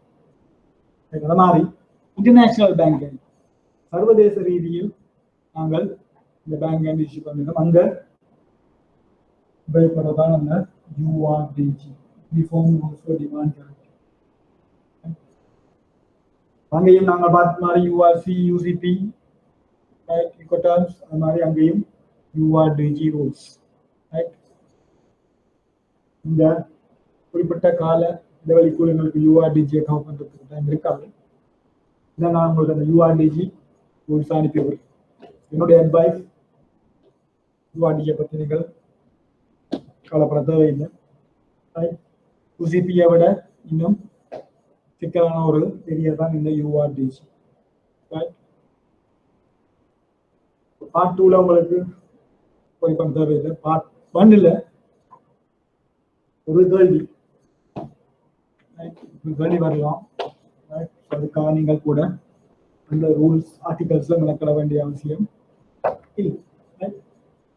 யூஆர்டிஜி 758 பப்ளிகேஷன் நம்பர் உங்களுக்கு அனுப்பி விடுறேன். அதை சும்மா நீங்கள் தெரிய வச்சுக்கோங்க. கவுண்ட் பண்ணுற ரூல்ஸ் நம்பர் ஆஃப் ஆர்டிகல்ஸ் எத்தனையாம் ஆண்டு வந்தது அந்த விடயங்களை நீங்கள் தெரிஞ்சு வச்சுக்கொள்ளலாம். இந்த ஃபார்மேட்டை நீங்கள் பார்க்கணும். அது வங்கிக்கு ஏற்றுக்கொள்ளப்பட்டதான். பிறகு நீங்கள் உங்களுடைய வாடிக்கையாளருக்கு லிமிட்ஸ் பார்த்தோம் சொன்னோம். ஏசி லிமிட்ஸ் மாதிரி பிஜி லிமிட்ஸும் இருக்கும். ஒவ்வொரு கஸ்டமருக்கு நீங்கள் அவருக்கு டெண்டர் போன் என்னென்ன சில நேரம் நீங்கள் அவருக்கு பிட்டும் பர்ஃபார்மன்ஸ் மட்டும்தான் இஷ்யூ பண்ணலாம். இல்லாட்டி அவருக்கு ஏதாவது ஒரு கேரக்டர் இஷ்யூ பண்ண மாதிரி உங்களுடைய ஆஃபர் லெட்டர்ஸ்ல இருக்கும். லிமிட்ஸும் நீங்கள் மார்க் பண்ணியிருக்கீங்க. அதுக்கேற்ற மாதிரி ஒவ்வொரு ரிக்வெஸ்ட் வர நேரம் நீங்கள் பார்க்கணும். அவருடைய ரிக்வெஸ்ட் அவருடைய லிமிட்டுக்குள்ள வரும். அப்ளிகேஷன் சிக்னேச்சர்ஸ் பார்ப்பீங்க. ஸோ அவருடைய ரிக்வெஸ்ட்டை நீங்கள் பார்ப்பீங்க. பிறகு இந்த கேரண்டி ஃபார்மேட்டை பார்ப்பீங்க. ஏதாவது டவுட் என்றால் லீகலுக்கு ரிஃபர் பண்ணுவீங்க. ஃபார்மேட் ஓகே, அவருடைய ரிக்வெஸ்ட் எல்லாம் இது இந்த பேங்க் கிரைட்டீரியா என்னது நீங்கள் பேங்க் கேரண்டி இஷ்யூ பண்ணுவீங்க. 2 சிக்னேச்சர்ஸோட இந்த பேங்க் கேரண்டி நீங்கள் இஷ்யூ நீங்க என்ன ரிஸ்க் உங்களை ஒழுங்காக கவர் பண்ணாம உரிய செக்யூரிட்டிஸ் கொலாட்ரல் எடுக்காம நீங்கள் பேங்க் இஷ்யூ பண்ணி ஆனா விதத்தில் வங்கிகள் பல இடர்களை நேரிட்டதால் இது பார்த்தீங்கன்னா நிறைய பேங்க்ஸ்ல இந்த பேங்க் கேரண்டி சென்ட்ரலைஸ் அது கூட இந்த பிரான்ச்சஸுக்கு கொடுத்த அந்த அதிகாரம் எடுக்கப்பட்டு இன்று ஒரு சென்டர் பாயிண்ட் ஹெட் ஆஃபீஸில் ஒரு சென்டர் பாயிண்ட் தான் இப்போ கூட பேங்க்ஸ்ல பேங்க் கேரண்டி இஷ்யூ பண்ணுறோம். வாடிக்கையாளர்களுக்கு ஒரு இன்கன்வீனியன்ட். அவங்களுக்கு தெரியும் பேங்க் கேரண்டி உடனே உடனே பேங்க் கேரண்டி இஷ்யூ பண்ணணும். கடைசி நேரத்தில் ஒரு வாரம் ஓடிக்கொண்டு இந்த டெண்டருக்கு பேங்க் கேரண்டி வரும். உடனடியாக நீங்கள் அதை சர்வீஸ் பண்ணக்கூடியதாக இருக்கும். ஆனால் பலவிதமான பேங்க்ஸ்ல இந்த ஏற்பட்ட சில முறையற்ற விநியோகத்தால் இந்த பேங்க் கேரண்டி இஷ்யூ பண்ற சில சீர்கேடுகளால் இன்று பல வங்கிகளுக்கு பல பாரிய நஷ்டங்கள் ஏற்பட்டுள்ளது. சரியா, அதான் இருக்கிறதுக்கு அனுப்பக்கூட பேங்க்ஸ்ல சென்ட்ரலைஸ் பண்ணும். ரைட். இந்த டைப்ஸ் ஆஃப் கேரண்டியை பார்த்தீங்கன்னா டெண்டர் கேரண்டி தெரியும். ஏதாவது ஒரு டெண்டர் கால் பண்ணி அந்த டெண்டருக்கு சப்மிட் பண்றதுக்கு தான் அப்ளிகன் பேங்க்குக்கு தனக்கு ஒரு டெண்டர் பாண்ட் தேவை. சரியா, இது பொதுவாக ஒரு சிறிய தொகையில் வழங்கப்படும் ஒரு வங்கி உத்தரவு. 1 to 5% இந்த மாதிரி சிறிய அமௌண்ட். அந்த டெண்டர் கிளர்ச்சி பெர்ஃபார்ம் பண்றதுக்கு திருப்பி பெனிஃபிஷியரி அவருக்கு ஒரு பெர்ஃபார்மன்ஸ் கேரண்டி அங்கே கொஞ்சம் அமௌண்ட் கொஞ்சம் ஒரு பர்சன்டேஜ். கிட்டத்தட்ட டெண்டரும் பெர்ஃபார்மன்ஸும் ஹேண்ட் இன் ஹேண்ட். பொதுவாக டெண்டர் ஒன்று இஷ்யூ பண்ணி திருப்பி எனக்கு அதுக்கு ஒரு பெர்ஃபார்ம் கேரண்டி. அட்வான்ஸ் பேமெண்ட் தெரியும்.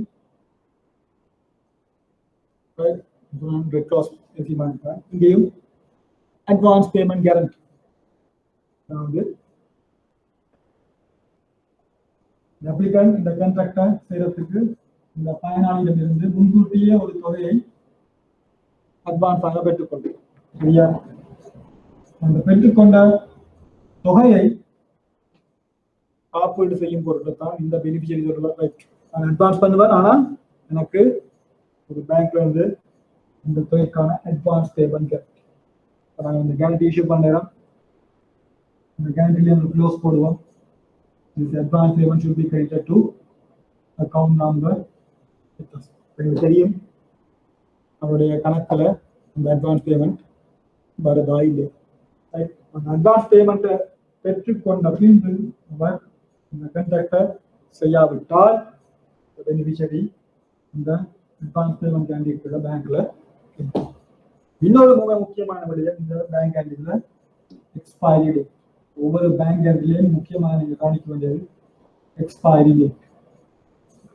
ஒரு கிளாஸ் நான் பார்த்தோம் ஷிப்பிங் கேண்டிட்ல அங்கே எக்ஸ்பைரி டேட் இல்லை. நாங்கள் பொதுவாக ஷிப்பிங் கேண்ட் இஷ்யூ பண்ண நேரம் கப்பலேற்று உத்தரவாதத்தில் இந்த காலவாதியாகும் தேதி குறிப்பிடுவதில்லை, ஓப்பன். பேங்க் கேண்டியை பொறுத்தவரையில் ஒவ்வொரு பேங்க் கேண்டிக்கும் ஒரு எக்ஸ்பைரி டேட் காலவாதியாகும். இந்த எக்ஸ்பைரி டேட்டுக்கு பிறகு கிளைம் வந்தால் நீங்கள் அதை பண்ண வேண்டிய அவசியம். expiry date, on the expiry date or before உங்களுக்கு இந்த பெனிஃபிட் கிளைம் வந்தால் நீங்க அதை உடனே இந்த கிளைமை பண்ணணும். கஸ்டம்ஸ் கேரண்டி மிக முக்கியமான கேரண்டி. தெரியும் இம்போர்ட் பண்ண நேரம் சில நேரம் அந்த குட்ஸ் வர ஒவ்வொரு பொருட்களுக்குமான வரி டியூட்டி, இந்த டியூட்டியில் ஏதாவது சில முரண்பாடு கஸ்டம் ஆஃபீஸருக்கும் உங்களுடைய வாடிக்கையாளர் இம்போர்ட்டர்ஸுக்கும் இடையில் ஏதாவது முரண்பாடு இருக்கும் பொழுது கஸ்டம்ஸ் ஆஃபீஸர் சொல்ற நாங்கள் இந்த பொருட்களை விடுவிக்கிறதுக்கு அதுக்கு ஒரு பேங்க் கேரண்டி வரும். அந்த மேட்டரை ரிசால்வ் பண்ற வரைக்கும் டெம்பரரி பேசிஸ் கஸ்டமர் ரிக்வெஸ்ட் நாங்கள் director general of custom DGC இந்த பேர்ல ஒரு கஸ்டம்ஸ் கேரண்டி இஷ்யூ பண்ணுவோம். கஸ்டம்ஸ் இருக்கிற அந்த அமௌண்ட்டுக்கு நாங்கள் பேங்க் கேரண்டி இஷ்யூ பண்ண பிறகு அந்த கேரண்டியின் மூலம் கஸ்டம்ஸ் ஆஃபீஸர்ஸ் அந்த பொருட்களை விடுவி. பின்பு அந்த டியூட்டி தொடர்பான முரண்பாடு தீர்க்கப்பட்ட பின்பு கஸ்டம்ஸ் ஆஃபீஸர் அந்த பேங்க் கேரண்டியை ரிட்டர்ன் பண்ண பிறகு நாங்கள் எங்களுடைய கேரண்டியை கேன்சல். இந்த எக்ஸ்பைரி டேட்டுக்கு பிறகு இந்த கேன்சல் பண்ணுறதும் பொதுவாக ஒரு யூனிஃபார்ம் ப்ராக்டிஸ் இல்லை. ஒரு பேங்க் ஒவ்வொரு ப்ராக்டிஸை மேற்கொள்ளும். சரியா? பொதுவாக கஸ்டம் கேரண்டி நாங்கள் உடனடியாக கேன்சல் பண்ணுறது இல்லை. எக்ஸ்பைரி டேட்டுக்கு பிறகும் நாங்கள் பொதுவாக வைத்திருக்கிறோம். வேண்டாம், கஸ்டம்ஸ் ஒரு ரெகுலேட்டரி பாடி இந்த நாட்டில். ஸோ கஸ்டம்ஸ் கேரண்டி நாங்கள் பொதுவாக இருந்தாலும் நாங்கள் கேன்சல் பண்ண வச்சிருக்கோம். பொதுவாக இந்த ஒரிஜினல் கேரண்டியை கஸ்டம்ஸ்ல இருந்து ரிட்டர்ன் பண்ணி எடுக்கிற வரை. பொதுவாக உங்களுக்கு இந்த சிறு குறிப்பு எழுத வர நேரம் உங்களுக்கு இந்த டைப்ஸ் ஆஃப் பேங்க் கேரண்டி பற்றி பெர்ஃபார்மன்ஸ் என்ன, அட்வான்ஸ் பேமெண்ட் என்ன, கஸ்டம்ஸ் என்ன, கிரெடிட் கேரண்டி. கிரெடிட் கேரண்டி என்ன பார்த்தீங்கன்னா அப்ளிகன்ட் பெனிஃபிஷியரி இருந்து ஒரு பொருளை கடன் அடிப்படையில் கொள்வனவு செய்யும்.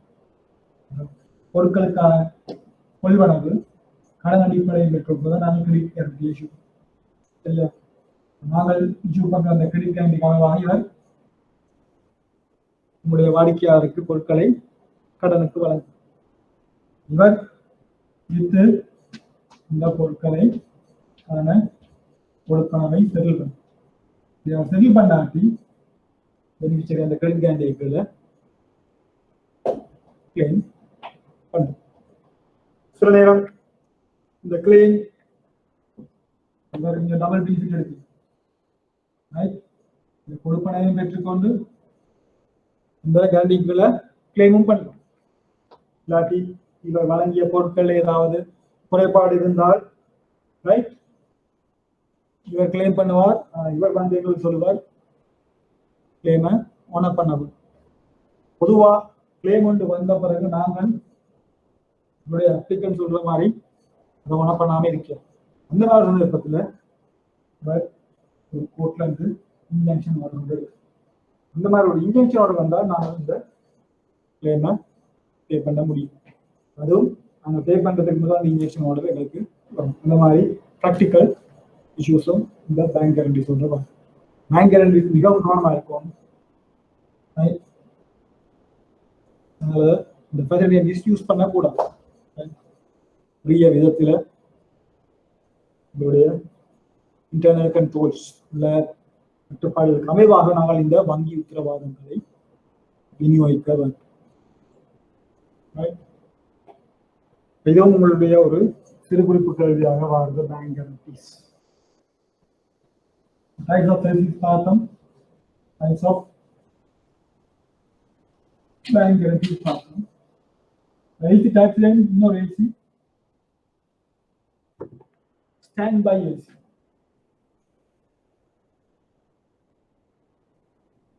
இதுவே சொன்ன உங்களுக்கு நான் clause LC, back to back LC, transferable LC, revolving LC, stand by LC. இன்னொரு வித்தியாசமான ஒரு எல்சி ஸ்டாண்ட் பை எல்சி. உண்மையில யூஎஸ்ல தான் கூட உபயோகம். காரணம் யூஎஸ்ல பேங்க் கேரண்டி இஷ்யூ பண்ண முடியும். அங்க அவங்களுடைய நாட்டு சட்டத்திட்டங்களுக்கு அமைவாக வங்கி உத்தரவாதங்கள் விநியோகிக்கப்பட முடியும். ஆகையால் இந்த பேங்க் கேரண்டிக்கு பதிலாக அங்க இஷ்யூ பண்றதுதான் இந்த ஸ்டாண்ட் பை எல்சி. பொதுவாக நாங்கள் வங்கியில எஸ்பிஎல்சி துணைநில் கடிதம் stand by letter of credit. சரியா? இந்த ஸ்டாண்ட் பை எல்சியும் நாங்கள் பார்த்தா உங்களுக்கு தெரியும். யூசிபி முதலாம் உறுப்புரை article 1 application of UCP including standby LC பொருந்தும். இந்த standby LC நீங்கள் UCP 600 அமைவாகவும் இஷ்யூ பண்ணலாம். அதே நான் சொன்ன யூஎஸ்ல இந்த standby LC எல்லாம் subject to ISP 98 International Standby Practice. இந்த ISP 98 ரூல்ஸ் அமைவாகத்தான் இந்த standby LC இஷ்யூ. இங்கேயும் உங்களுடைய சிலபஸை பொறுத்தவரை ISP 98 இல்லை. அப்படியா நீங்கள் தேவையில்லை. இப்போ ஸ்டாண்ட் பை எல்சின்னா என்னென்னு தெரிஞ்சு வச்சு. ஸ்டாண்ட் பை எல்சி வந்து opposite of normal LCs. Normal எல்சிஸில் நீங்கள் பெர்ஃபார்ம் பண்ணணும். நீங்கள் ஸ்டாண்ட் பை எல்சியில் இஃப் யூ டோன்ட் பெர்ஃபார்ம், நீங்கள் நான் பெர்ஃபார்ம் பண்ண ஸ்டாண்ட் பை எல்சிக்குள்ள பெனிஃபிஷரி அதற்கான கொடுப்பனவை கோரி நிற்பார்.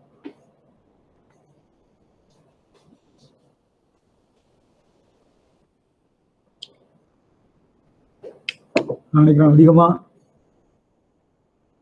இந்த கிளாஸோட நாங்கள் முடிக்கலாம் நினைக்கிறேன். சின்ன சின்ன விடயங்கள் இருக்கு நான் சொல்றேன். ஏற்கனவே உங்களுக்கு 2018, 19 பேப்பர்ஸ் சில கேள்விகள் நான் டிஸ்கஸ் பண்ணோம். அது மாதிரி இன்றைக்கு நான் 2017 மார்ச் அண்ட் செப்டம்பர் பேப்பர் நான் அப்லோட் பண்ணியிருந்தேன். அந்த பேப்பர்ஸை நீங்கள் முதல் பேப்பர்ஸோட ஒப்பிட்டு பார்த்தீங்கன்னா உங்களுக்கு தெரியும் அந்த ஸ்ட்ரக்சர். 2017 பேப்பரை பார்த்தீங்கன்னா தனியாக யூஆர்சி கேள்வி, யூசிபி கேள்வி, இன்கோட்டர்ம்ஸ் கேள்விகள் தனித்தனியாக வந்தது. 2018-19 அந்த ஸ்ட்ரக்சர் மாறி அந்த நான் முன்கூட்டியே சொன்னேன். நீங்கள் 2017 வந்த அந்த கணக்குகள், எக்ஸ்சேஞ்ச் கணக்கையும் பசிலை கணக்கையும் செய்து போட்டு நீங்கள் ஆன்சர்ஸ் எனக்கு டெக்ஸ்ட் பண்ணிவிட்டால் நான் திருத்தி உங்களுக்கு சொல்லலாம் நீங்கள் செய்த கேள்விகளுக்கான விடைகள் சரியா இல்லையா. இன்னொரு விடயம் பொதுவாக வாரது உங்களுக்கு பேங்க்ல கேட்கறது பாஸ் பேப்பர்ஸ்ல இருக்கு, இந்த மாதிரி சிலபஸ்ல இருக்கு. பொதுவாக உங்களுடைய வாடிக்கையாளர் இறக்குமதியாளரோ ஏற்றுமதியாளரோ வெளிநாடு செல்லும் பொழுது எவ்வாறு அந்நிய செலவாணியை கொண்டு செல்லும் சரியா, அது உங்களுக்கு தெரியும். அது பொதுவான நடைமுறையில் நீங்கள் பேங்க்ல தெரியும். ஃபாரின் கரன்சி கொண்டு போகலாம், டிராஃப்ட்ஸ் கொண்டு போகலாம், டெலிகிராஃபிக் ட்ரான்ஸ்ஃபர்ஸ், டிடி அனுப்பலாம். அந்த மாதிரி ஜெனரல் கேள்விகளையும் நீங்கள் தெரிஞ்சு வச்சுக்கொள்ளும். அதை விட ஃபாரின் கரன்சி அக்கௌண்ட்ஸ் உங்களுக்கு தெரியும். ஆரம்ப காலத்தில் என்ஆர்எஃப்சி, ஆர்எஃப்சி, ரைட். இப்போ எல்லாம் பர்சனல் ஃபாரின் கரன்சி அக்கௌண்ட் ஆகும், பிஎஃப்சிஏ, ரைட். அந்த மாதிரி பிஸ்னஸ் ஃபாரின் கரன்சி பிஎஃப்சிஏ, பிஎஃப்சிஏ, பிஎஃப்சிஏ இந்த மாதிரி புது சாக, அதாவது புதுசாக வந்த இந்த ஃபாரின் கரன்சி அக்கௌண்ட்ஸை பற்றியும் நீங்கள் இந்த எக்ஸாமுக்கு கொஞ்சம் தெரிஞ்சு வச்சுக்கொள்ளணும். Right. Foreign exchange earners account, right, FWA, முந்தி இஎஃப்சின்னு சொல்லுவோம், exporters foreign currency EFC account. இப்போ நாங்கள் சொல்கிறது ஃபியா, எஃப்டபிள்யூஏ, ரைட். பிறகு உடைய IIA, inward investment account, OIA, outward investment account, right. அந்த அக்கௌண்ட்ஸ்களை கொஞ்சம் பார்த்துக்கொள்ளுங்கள் எக்ஸாம் பர்பஸ். அதை விட இன்னொரு கேள்வி உங்களுக்கு வருது, இந்த ஆண்டர்பிரினியர் ட்ரேட், களஞ்சிய வர்த்தகம் அல்லது இறக்கி ஏற்ற வியாபாரம் சொல்லி இது எப்படி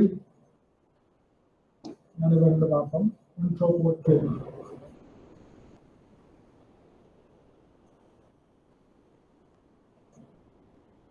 களஞ்சிய வர்த்தகம் அல்லது இறக்கி ஏற்ற வியாபாரம் என்று சொல்லுவோம்.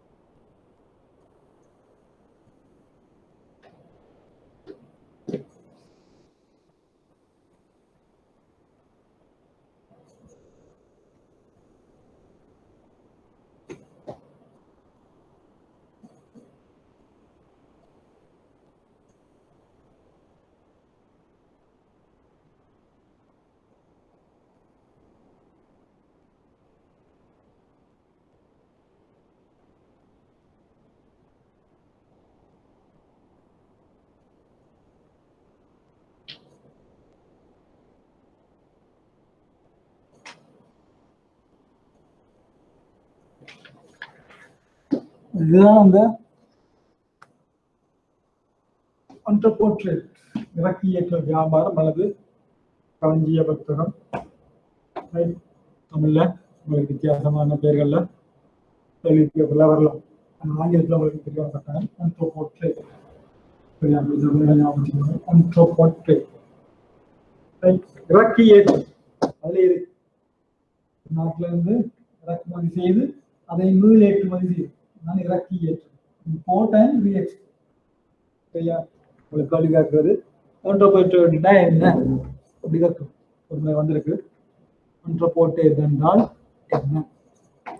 2 மார்க்ஸ் கேட்கலாம். முதலாவது பாட்டு ஒரு பகுதியாக கேட்கலாம். இதே மாதிரி இந்த exchange control department, exchange control டிபார்ட்மெண்ட்ல இப்போ ஒரு எக்ஸ்சேஞ்ச் டிபார்ட்மெண்ட், இந்த எக்ஸ்சேஞ்ச் கண்ட்ரோல் டிபார்ட்மெண்ட் இருக்கிற நேரம் ஒரு டிரெக்ஷன் ஒன்று வந்தது. இந்த ஒன்றை போர்ட்ரே நடைபெறும் 4 வழி. சரியா? அந்த வழிகளுக்கு மற்றும் உங்களுக்கு இந்த ஒன்றை போர்ட்ரே நடைபெறும் பொறிமுறையை பற்றி ஒரு தனிக்கல்வியா வரலாம். பழைய சிலபஸ்ல பாத்தீங்கன்னா ஒன்றை போர்ட்ரேட பத்தி ஒரு தனி கல்வியே வந்து ஒன்றை போர்ட்ரேட்ல வியாபாரிக்குள்ள கிடைக்கக்கூடிய நன்மைகள், ஒன்றை போர்ட்ரேட் மூலம் நமது நாட்டுக்கு இலங்கைக்கு கிடைக்கக்கூடிய நன்மைகள் என்ன, இந்த மாதிரி ஒரு தனி கல்வி வந்து நம்மளோட புது சிலபஸை பொறுத்தவரையில் நம்முடைய டிஏபிஏ பேப்பரை பொறுத்தவரையில் ஒன்றை போர்ட்ரேட் பெருசா கேள்விகள் வந்தது இருந்தாலும் நீங்கள் தெரிஞ்சு வச்சுக்கொள்ளும். என்ன நடக்கும்டா, இது பல நாடுகளில் இது ஊக்குவிக்கப்படுறது காரணம் கூடிய அந்நிய செலவாணியை விளக்கக்கூடிய ஒரு வியாபாரமாக கருதப்படும். இங்க இடைநிலை வியாபாரம், இலங்கை ஸ்ரீலங்கா இடைநிலை வியாபாரம் ஒன்றை போர்ட்ரேட் அவருக்குத்தான் தெரியும் ஒரு பொருளுக்கான சப்ளையர், இறுதி வழங்குனர், இந்த பொருளை வழங்குனர் எங்க இருக்கிறார். அந்த பொருளை இறுதியாக கொள்வனவு செய்பவர் எங்க இருக்கிறார். இவருக்கு தான் அந்த கான்டெக்ட் இருக்கு. ஒரு பொருளுக்கான சப்ளை எங்கிருந்து இருக்கலாம், இந்த பொருளுக்கான கேள்வி டிமாண்ட் எங்க இருந்து வரக்கூடும். உண்மையிலே இந்த வழங்கினருக்கு இந்த கொள்கையை பற்றி தெரியாமல் இருக்கலாம். அப்ப அத்தகைய ஒரு சந்தர்ப்பத்துல இந்த நாட்டில் இருக்கிற இடைநிலை வியாபாரம் என்ன செய்யறாங்க, இவருக்கு தேவையான அந்த பொருளை வேறொரு நாட்டிலிருந்து இறக்குமதி செய்து மீண்டும் மீள் ஏற்றுமதி. இந்த தொழிற்பாடு, இந்த வியாபாரத்திற்காக நமது நாட்டு அரசாங்கம் சில சலுகை, அது வரி விதிவிலக்கு, அந்த வரி விதிவிலக்குகளை அளிப்பதன் மூலம் நமது நாட்டில் உள்ள இந்த இடைநிலை வியாபாரிகள் இந்த விதமான வரி கொடுப்பனவளையும் செலுத்தாமல் இந்த பொருட்களை இறக்குமதி செய்து மீள் ஏற்றுமதி செய்வதன் மூலம் அந்நிய செலவாணியை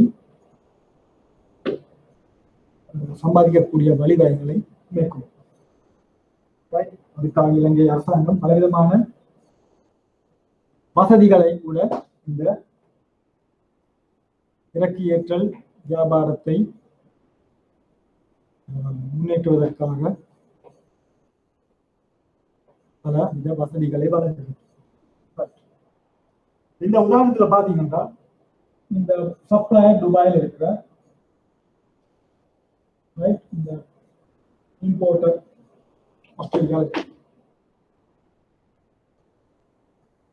இங்க என்ன நடக்கும், இந்த கொள்வனவாளுக்கும் இடைநிலை வியாபாரிக்கும் இடையில ஒரு பர்ச்சேஸ் கான்ட்ராக்ட், கொள்வனவு உடன்படி. அதே மாதிரி ஸ்ரீலங்காவில் இருக்கிற இடைநிலை வியாபாரிக்கும் துபாயில் இருக்கிற சப்ளையருக்கும் இடையில ஒரு சேல்ஸ் கான்ட்ராக்ட், விற்பனை ஒப்பந்தம். நமது இடைநிலை வியாபாரி 2 ஒப்பந்தங்கள், ஒன்று இறக்குமதியாளம் கொள்வனவு ஒப்பந்தம், ஏற்றுமதியாளம் விற்பனை ஒப்பந்தம். அப்ப இந்த விற்பனை ஒப்பந்தத்துக்கு அமைவாக இவர் இம்போர்ட் பண்றார் துபாயில். அவங்க இம்போர்ட் பண்ற அந்த பொருட்களுக்கான பெறுமதி $9,000. அந்த $9,000 இம்போர்ட் பண்ணி importer recover re-export மீளேற்றுமதி செய்வார் $10,000. சரியா? இவர் என்ன செய்கிறார்?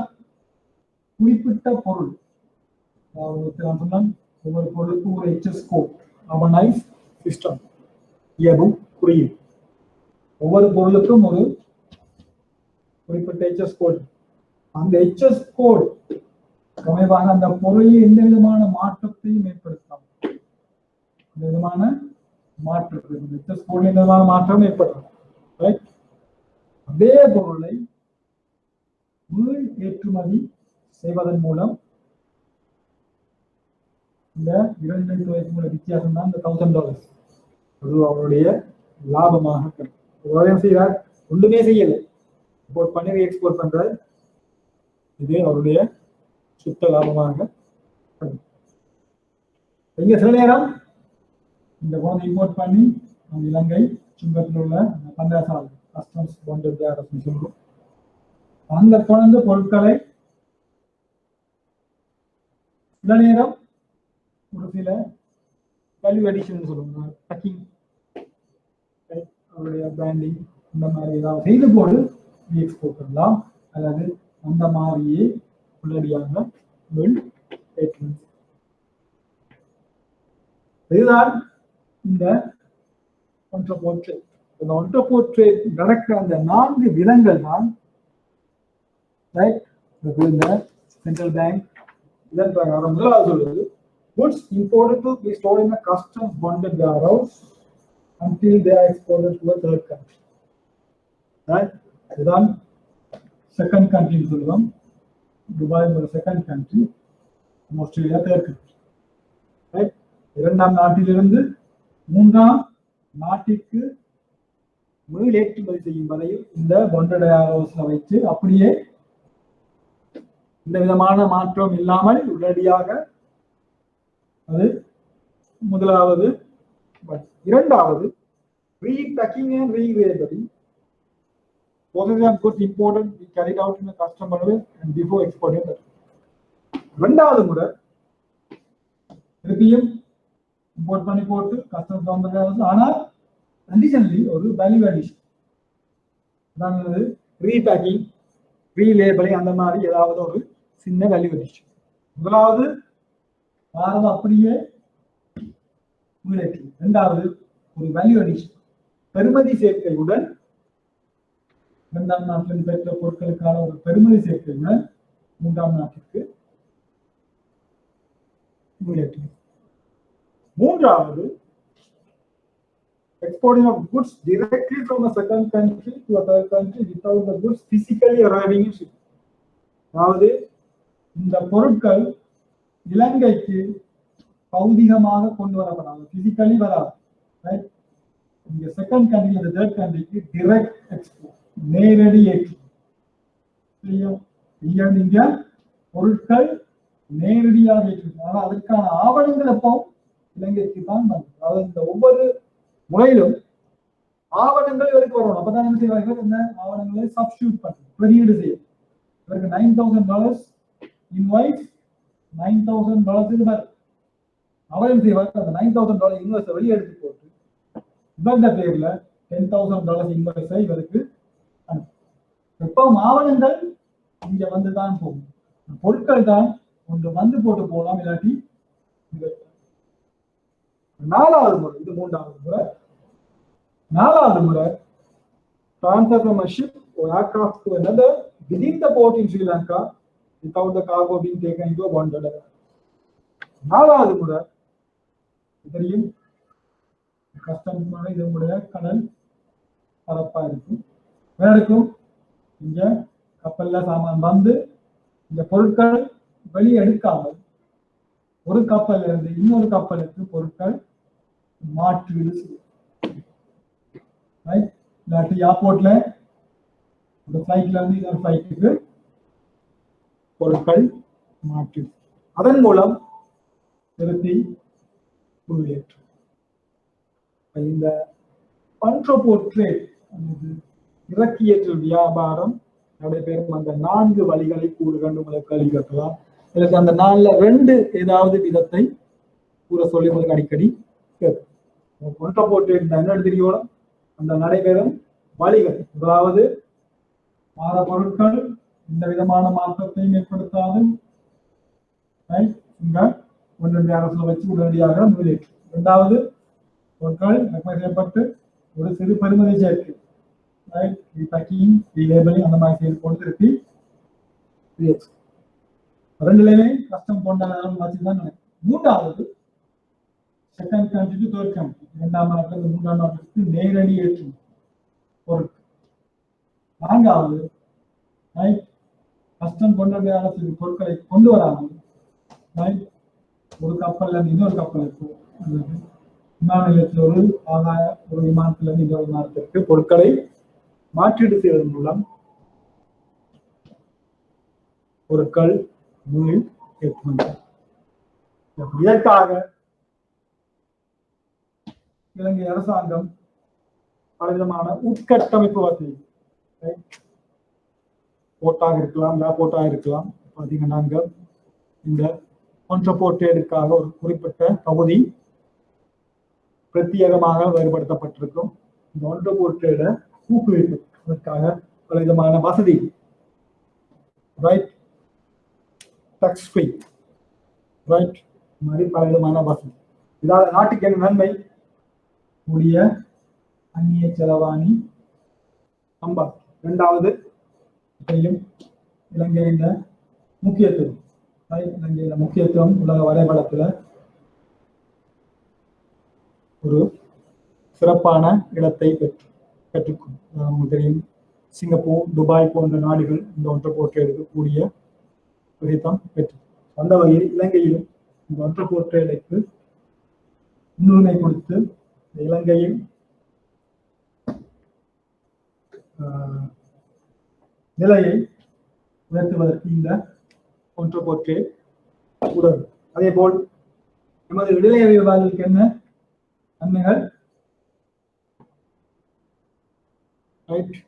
கூடிய நேரத்தை வீணடிக்க தேவையில்லை, இலகுவாக மேற்கொள்ளக்கூடிய ஒரு வியாபாரம், கூடிய அந்நிய செலவாணியை குறைந்த நேரத்தில் சம்பாதிக்கக்கூடிய.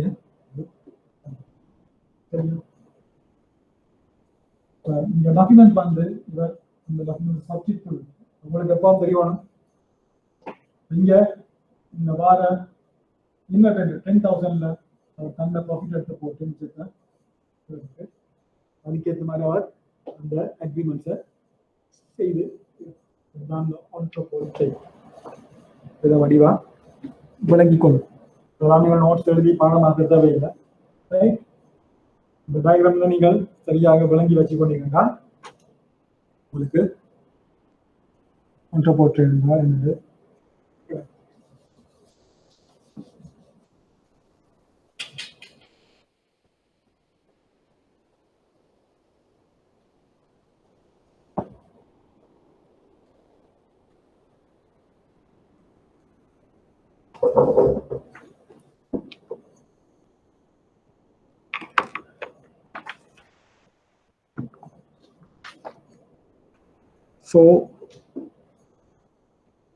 நாங்கள் டைப்ஸ் ஆஃப் செல்ஃபி பார்த்தோம், டைப்ஸ் ஆஃப் கேரண்டிஸ் பார்த்தோம், ஷிப்பிங் கேரண்டி பார்த்தோம்,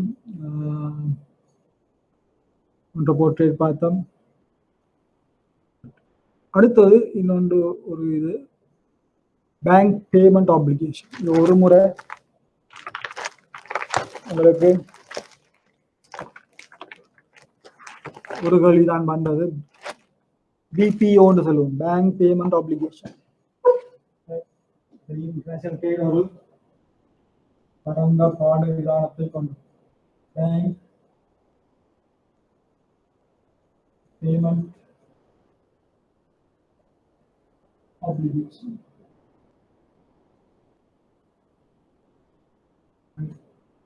சுருக்கமாக பிபிஓ.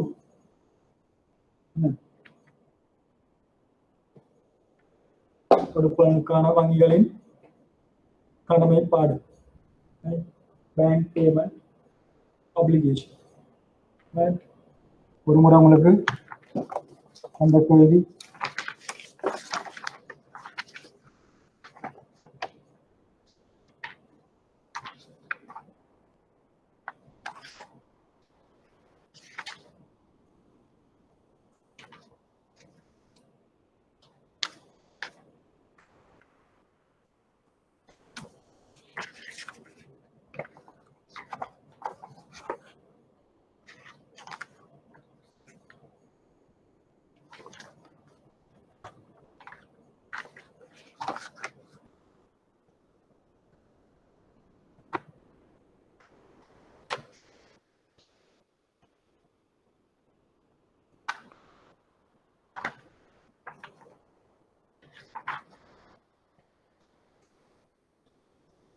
2017 March பேப்பர்ல 2017 மார்ச் ஒரு முறை தான் இந்த கேள்வியை பார்த்தேன். 2017 மார்ச்ல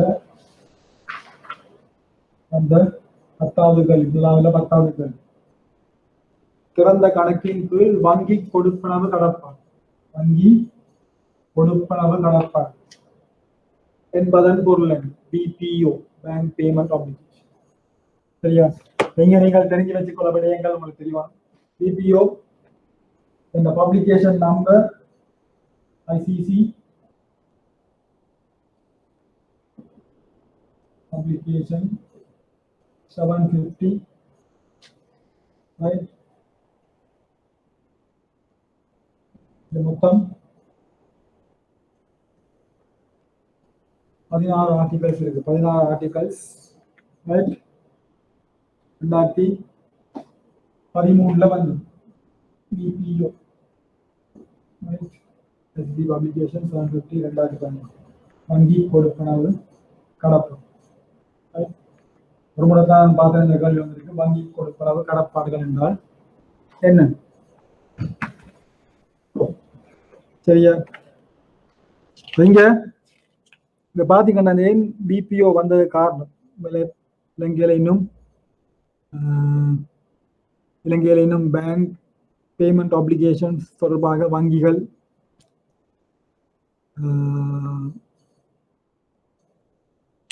யாரும் இதுவரைக்கும் தொடர்பாக ஆவணங்களை கையாள்வது என்ற சாத்தியம் புலப்பட இல்லை. ஆனால் வெஸ்டர்ன் கண்ட்ரீஸ்ல கூட இந்த இதுகள் இப்ப பாவிக்கிறாங்க. அது ஏன் பிபிஓ வந்த காரணம் உங்களுக்கு தெரியும். இப்ப வேர்ல்ட் ட்ரேட்ல 180% ஓப்பன் அக்கவுண்ட், அதாவது திறந்த கணக்கு அடிப்படையில் தான் இந்த சர்வதேச வர்த்தக வியாபாரம் நடைபெறுகிறது. ஸோ இந்த ஓப்பன் அக்கவுண்டின் மூலம் இன்டர்நேஷனல் ட்ரேட் நடக்கிறது. இந்த வங்கிகளுக்கான லாபம், இந்த பேங்க்ஸ் ப்ராஃபிட்டபிலிட்டி குறைஞ்சு கொண்டு போகும். காரணம், உங்களுடைய இன்கம்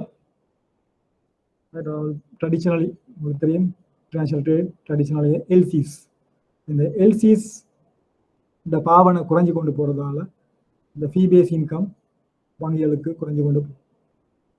இந்த ஓப்பன் அக்கவுண்ட் ட்ரேட் உங்களுக்கு தெரியும், டைரக்டா இம்போர்ட் எக்ஸ்போர்ட்டுக்கு இடையில நடைபெறும் ஒரு வர்த்தகமாகவும் கொடுப்பனவு மற்றும் வங்கியினூடாக மேற்கொள்ளப்படும். அதனால வங்கிகளுக்கு பெரும் இந்த இன்கம் கூடிய அளவு பாதிக்கப்பட்டது. தென் இந்த ஓப்பன் அக்கவுண்ட்டை கூட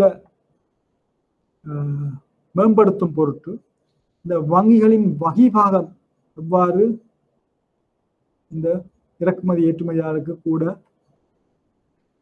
இந்த ஓப்பன் அக்கவுண்ட்டை பயன் பெறக்கூடிய வகையில் மாற்றீடு செய்வதற்காக தான் இந்த பேங்க் பேமெண்ட் ஆப்ளிகேஷன் ஐசிசியால் இந்த உறுப்புரைகள் வடிவமைக்கப்பட்டது.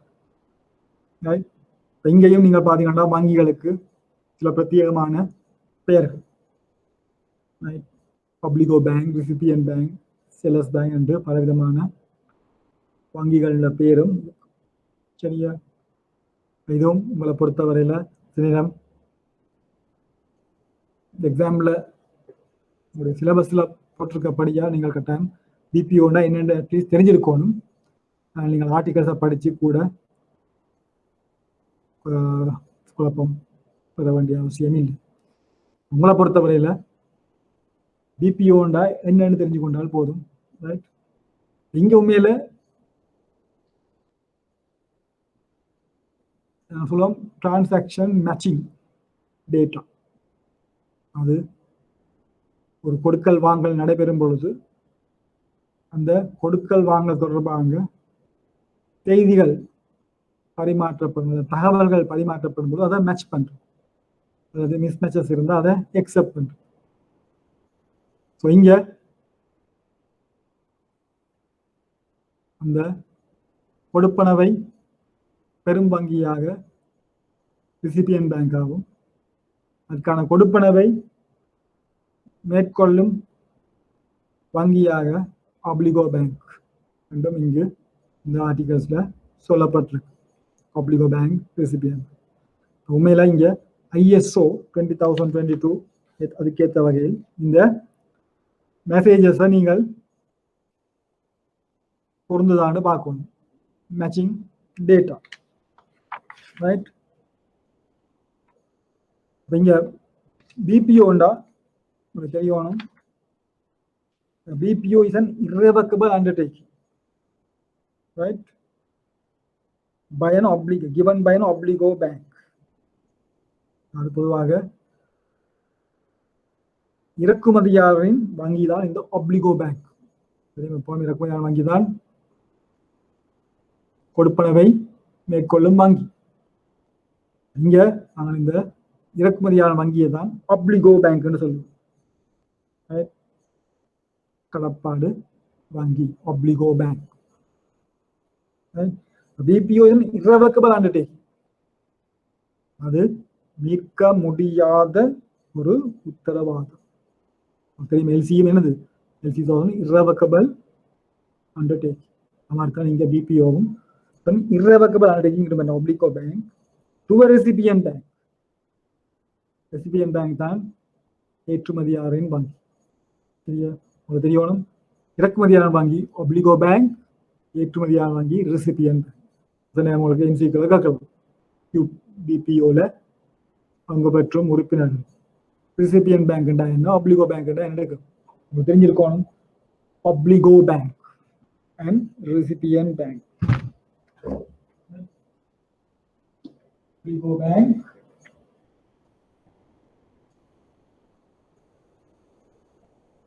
and recipient bank.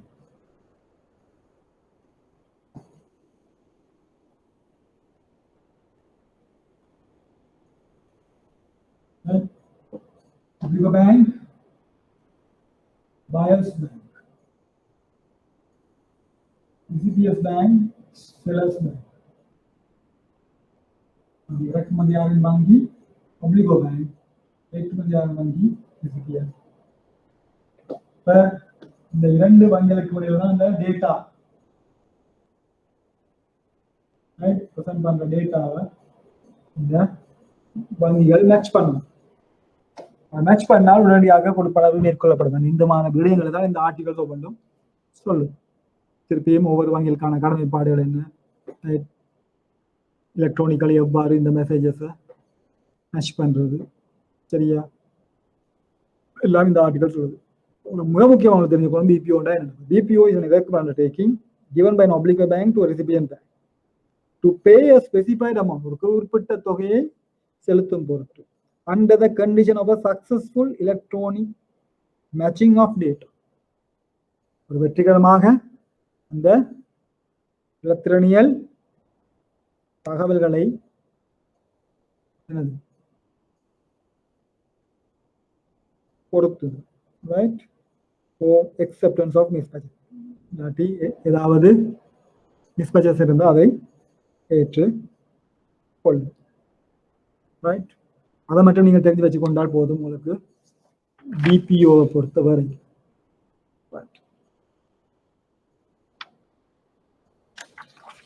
இன்றைக்கு நான் தந்த பேப்பரை பார்த்துருப்பீங்க. 2017 மார்ச்ல முதலாவது கல்வியில 8வது பூரணமான கப்பல் சரக்கேற்றும் பட்டியல், clean bill of trading. Tamil பூரணமானன்றது சில நேரம் நீங்கள் கம்ப்ளீட் என்று யோசிக்கலாம். அது பூர்ணமான இல்லை, அது உண்மையில தூய கப்பல் சரக்கேற்றும் பட்டியல், கிளீன் பில் ஆஃப் ட்ரேடிங். சொன்ன உங்களுக்கு article clean bill of trading என்ன, அங்க பொருட்கள் தொடர்பான இந்த விதமான குறைபாடுகளும் இல்லாமல் இருந்தால் அந்த போக்குவரத்து ஆவணம் ஒரு அந்த வாரணாமம் கிளீன் பில் ஆஃப் ட்ரேடிங்காக கருதப்படும்.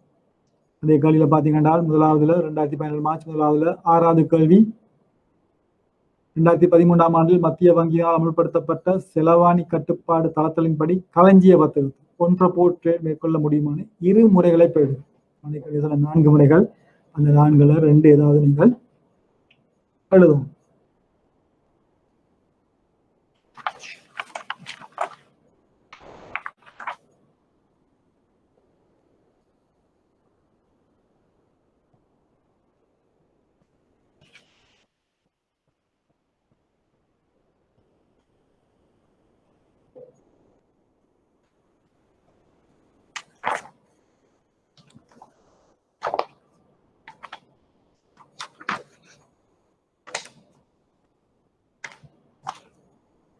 பிறகு உங்களுக்கு ஒரு ஜெனரல் ஒரு கேள்வி வருது, சர்வதேச வர்த்தக வியாபாரத்தில்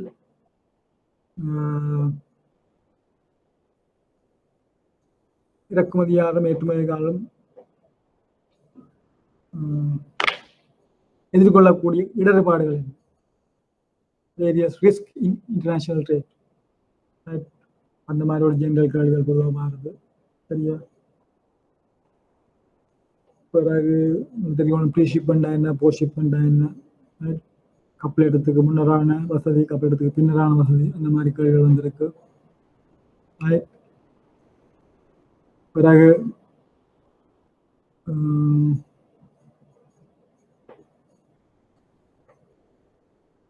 உங்களுக்கு நான் தந்தன் pre shipment facilities, post shipment facilities, அதில் வழியை பார்த்துக்கொள்ளுங்கள்.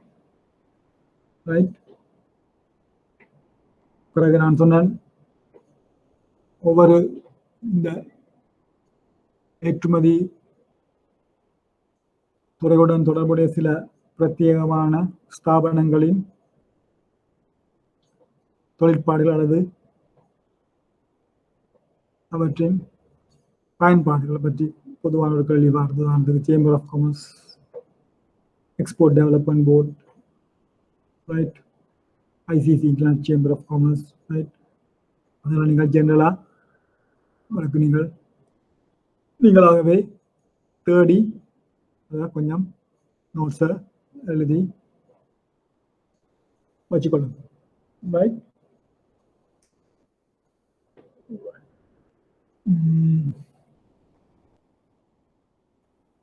For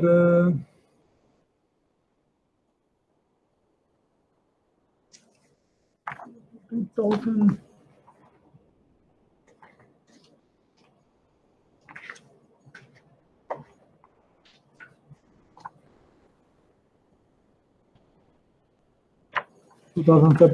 17 செப்டம்பர் மார்ச் செப்டம்பர்ல வந்து பேப்பர் வேண்டிய அந்த பேப்பர்ல ரைட். 3வது கேள்வி, ஒரு மரபு ரீதியான கப்பல் சிறக்கேற்றும் பட்டியல் வார்நாமம் அல்லாது. ஏற்கனவே சொன்ன பிஎல் 3 தொழிற்பாடு. சரியா? கப்பல் ஏற்றப்பட்ட பொருட்களின் ஒரு பெருகை, அக்னாலஜ்மெண்ட், ஏற்றுச் செல்லல் ஒப்பந்தத்துக்கான சான்று, evidence of contract of carriage, பொருட்களின் உறுத்துக்கான ஒரு ஆவணம், டாக்குமெண்ட்ஸ் ஆஃப் டைட்டில். அந்த 3 தான் அந்த சிறப்பம்சம்.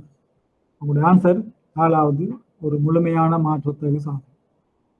தந்திருக்கு உங்களுக்கு என்ன ஒரு முழுமையான மாற்றம், அதாவது புலி நெகோசியபிள் இன்ஸ்ட்ருமெண்ட் தந்திருக்கு. பிஎல் வந்து உங்களுக்கு தெரியும் ஒரு குவாசி நெகோசியபிள், ஒரு பகுதி அளவான மாற்றத்துக்கு உபகரணம். நீங்கள் லோவிலையும் படிச்சிருக்கு.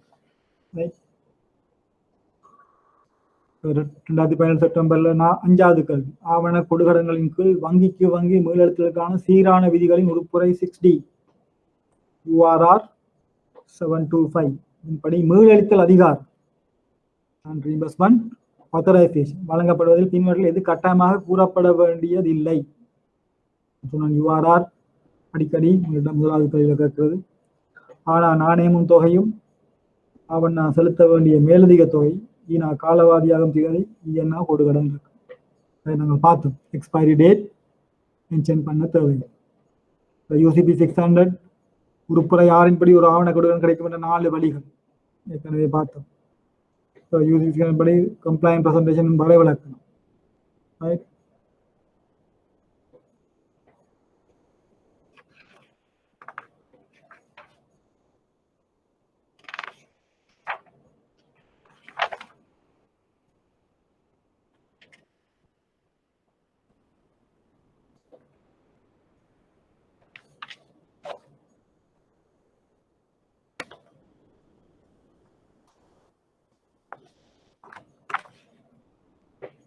2016 மார்ச். Right. முதலாவது மூன்றாவது கேள்வி நான் உங்களுக்கு சொன்னேன். Article 20 UCP bill of lading மிக முக்கியமான ஒரு ஆர்டிகல். அதன் பிரகாரம் குறிப்பிட்ட நபர்களினால் கப்பல் சரக்கு ஏற்று பட்டியல் ஒப்பமிடப்பட்ட வேடப்பட்ட சேகரிப்பு வெளிப்படுத்தலுக்கான சீரான ஒழுங்குகள் யூசிபி 600 உறுப்புரை 20 தெரிவிக்கின்றது. சொல்லப்பட்ட உறுப்புரையின்படி பின்வரும் ஒப்பமிடுகளில் எவர் கப்பல் சரக்கு ஏற்றுப்பட்டியல் ஒப்பமிட முடியாது. நாங்கள் பார்த்தோம், ஒரு பில் ஆஃப் லேடிங் ஆர்டிகல் 20க்கு அமைவாக சைன் பண்ணக்கூடியவர் யார்? Carrier, master or carrier's agent or master's agent. இப்போ முதலாவது சரி சரக்கு ஏற்றி செல்பவர் கேரியர், இரண்டாவது சரி கப்பல் தலைவன் த மாஸ்டர், நாலாவது சரி கப்பல் தலைவன் சார்பாக அல்லது கப்பல் தலைவனுக்காக பெயர் குறிப்பிட்ட ஒரு name agent for on behalf of master. வந்திருக்கு மூன்றாவது உரிமையாளர் ஓனர். ஓனர் வந்து உங்களுக்கு தெரியும் சார்ட்டர் பார்ட்டியில தான் ஓனவர். சரியா? சார்ட்டர் இங்க ஒப்பமிட முடியாதது ஓனர். பிஎல் சைன் பண்ணக்கூடிய கட்டாயம் உங்களுக்கு தெரிஞ்சுக்கணும். சரியா? Master or the agent of the carrier or the master. அந்த ஏஜென்ட் சைன் பண்ண நேரம் யார் கேரியர்னு சொல்லி நான் ஏஜென்ட்டாக தொழிற்படுறேன்னு சொல்லி சைன் பண்ண அப்பதான் அது அந்த பில் ஆஃப் லேடிங் சரியாக கையொப்பம் இடப்பட்டதாக கருதப்படும்.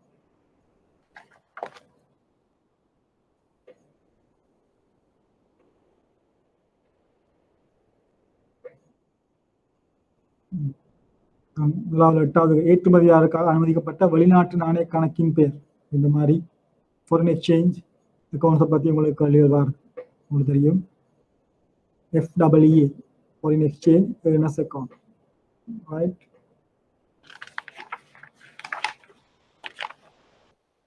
ஒரு 2016 மார்ச் சிறுகுறிப்பு. எட்டாவது கேள்வி. பல்வேறு கொடுக்கல் வாங்கல்கள் மற்றும் வாடிக்கையாளரின் தேவைகளுக்காக பல்வேறு வகையான நாணய கடிதங்கள் உபயோகிக்கப்படுகிறது. பின்வரும் ஒவ்வொரு நாணய கடிதம் மீதும் சிறு குறிப்புகள் எழுது. முதலாவது stand by letter of credit, இரண்டாவது டிரான்ஸ்ஃபரபிள் லெட்டர் ஆஃப் கிரெடிட், மூன்றாவது back to back letter of credit, நாலாவது ரெட் க்ளாஸ் லெட்டர். இந்த மாதிரி கேள்விகள் தான் நீங்கள் ஈஸியாக எழுதக்கூடியது. காரணம் ஜென்ரலா நீங்கள் இந்த கன்செப்டை விளங்கி எழுதக்கூடிய கேள்விகள் மார்க்ஸும் எடுக்கலாம். யூசிபி ஆர்டிக்கலை கோட் பண்ணி சில கேள்விகள் வரும்பொழுது உங்களுக்கு சரியாக அந்த ஆர்டிக்கல் என்ன சொல்லியிருக்குன்னு விளங்காமல் எழுத முடியாது. ஆனால் இந்த மாதிரி types of basis types of கேரண்டிஸை பற்றி சிறு குறிப்பிட சொன்னால் நீங்கள் ஈஸியாக ஒரு கேள்வியை சூஸ் பண்ணலாம். ஆனால் ஏழாவது கேள்வி பார்த்தோம் ஆர்டிகல் 19 to ஆர்டிகல் 25 எல்லாம் டிரான்ஸ்போர்ட் டாக்குமெண்ட்ஸ். ரைட். அந்த வகையில் உங்களுக்கு இந்த போக்குவரத்து ஆவணங்களை விவரிக்க சொல்லி ஒரு கேள்வி வந்திருக்கு. ரைட். ஏழாவதும் சிறு குறிப்பு மாதிரி. முதலாவது பில் ஆஃப் லேடிங் கேட்டிருக்கு, இரண்டாவது நான் நெகோஷியபிள் சிஏபில், மூன்றாவது சார்ட்டர் பார்ட்டி, நாலாவது multimodal transport bill of lading.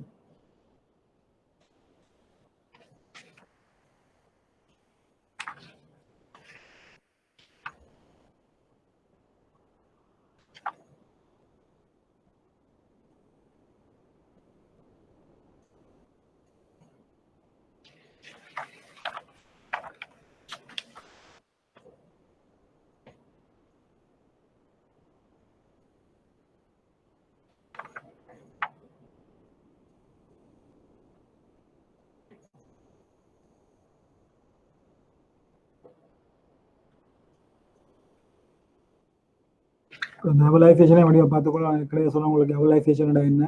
Right. டிஏல உங்களுக்கு தெரியும், டிஏல கொடுப்பனவு கட்டாயம் இறக்குமதியாளர் மேற்கொள்வார் என்ற உறுதிப்பாடு அங்கே இல்லை. அந்த டிஏ பில்ல எவலைஸ் பண்ணுவதன் மூலம் இறக்குமதியாளரின் வங்கி உரிய முதிர்வு தேர்தல் அதை கொடுப்பனவை மேற்கொள்வதாக வழங்கும் ஒரு உத்தரவாதம் தான் அந்த எவலைசேஷன்.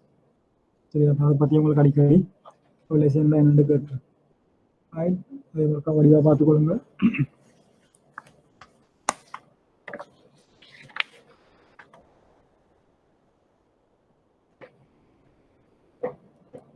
இந்த கேள்வியை நான் ஏற்கனவே பார்த்தோம்.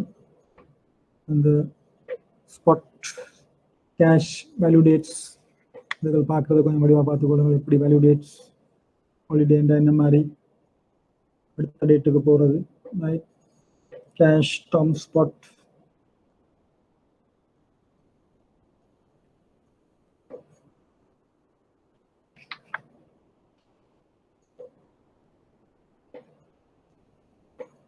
ஒரு வெளிநாட்டு நாணய மாற்று வெளிப்பாட்டின் பிரதான வகைகளை சுருக்கமாக தருகிறது. தெரியும், ஃபாரின் எக்ஸ்சேஞ்ச் எக்ஸ்போஷர்ஸ் 3 வகையாக கருதப்படும். ஒன்று டிரான்சாக்ஷன் எக்ஸ்போஷர், ரைட், அடுத்து டிரான்ஸ்லேஷன் எக்ஸ்போஷர், மூன்றாவது economic exposure.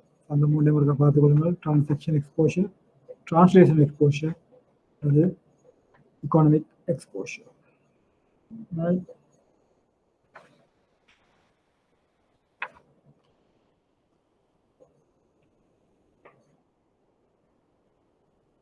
ஒரு முறை உங்களுக்கு வந்தது 2017 மார்ச்ல 8வது கேள்வி.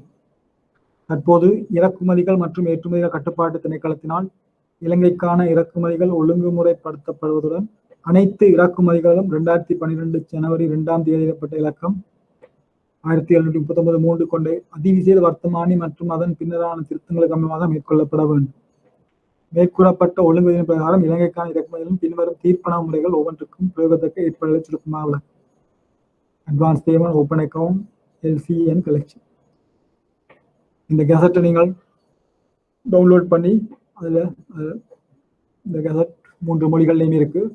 அதில் தமிழ் வெர்ஷனை ஒருக்கா டவுன்லோட் பண்ணி அந்த அங்கே என்ன சொல்லியிருக்கிறது ஒருக்கா பார்த்துக்கொள்ளுங்க. இப்போ பார்த்தீங்கன்னா இந்த கோவிடுக்கு பிறகு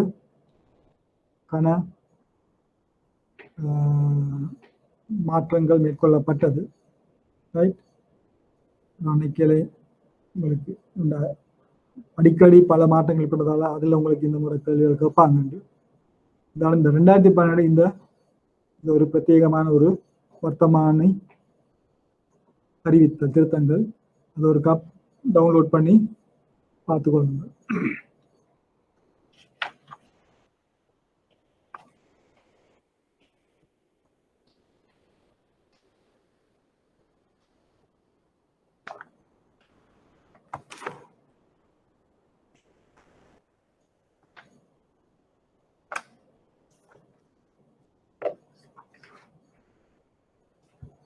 ரைட், நான் நினைக்கிறேன் அப்போ இந்த கிளாஸோட பாடலாம். இன்னைக்கு ஒருத்தரும் கிளாஸ்லையும்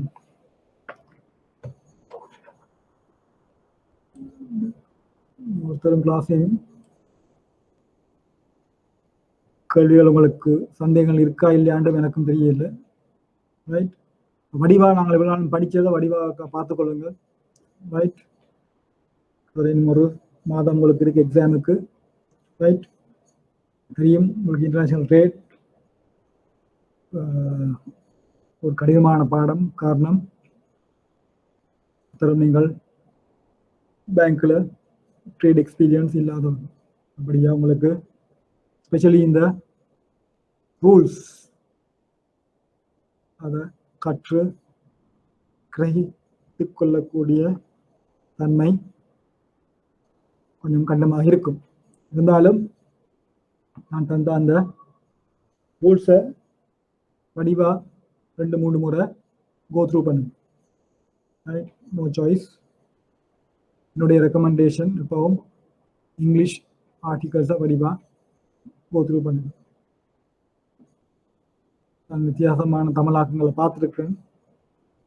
நிறைய டிரான்ஸ்லேஷன் பிழைகளும் ரைட் உள்ளடக்கங்களும் வித்தியாசமாக இருக்குது. நீங்கள் இப்போ ஐசிசி இங்கிலீஷ் வேர்ஷனை தான் வடிவாக பார்க்கணும். ஸோ அதுக்காக URC 522 UCP 600 Incoterms 2010 and 20 right, URR 725 இதுக்கெல்லாம் வடிவாக பார்த்துக்கொள்ளுங்க. URDG 758 கூட கவலைப்பட தேவையில்லை. இந்த மாதிரி BPOவும் கூட கவலைப்பட தேவையில்லை. ரைட், ISP 98 உங்களுக்கு கேட்க போகிறது இல்லை. மெயின்லி நீங்கள் URC-யை வடிவாக பார்த்துக்கொள்ளணும். ரைட், மாதிரி இன்கோடர்ம்ஸ். UCP முதலாவது கேள்விக்காக நான் சொன்னேன், கட்டாயம் நீங்கள் கொஞ்சம் 39 ஆர்டிக்களையும் மேலோட்டமாக பார்த்துக்கொள்ளணும். ஸ்பெஷலி அந்த நம்பர் ஆஃப் டேஸ், என்னென்ன விடயங்கள், ரைட். பாஸ்ட் பேப்பர்ஸ் கேள்விகளை பார்த்தா தெரியும் என்னென்ன மாதிரி கேள்விகள் UCP-யில் கேள்விகள் அடிக்கடி உங்கள்கிட்ட வினாவப்படும். முக்கியமாக அந்த 2 கணக்கையும், ரைட், 2017 இந்த கணக்குகள் இருக்கு.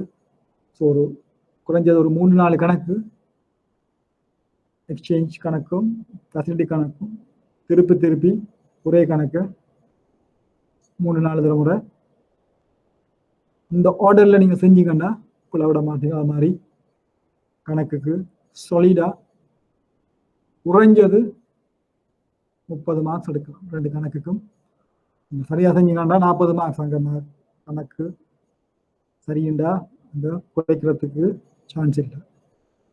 ரைட், 30 மார்க்ஸ் எடுத்தாலும் ரைட் ரைட் இன்னொரு கேள்வியும் முதலாவது கேள்வியும் செஞ்சீங்கன்னாலே நீங்கள் ஈஸியாக பாஸ் பண்ணிட்டு போயிடும்.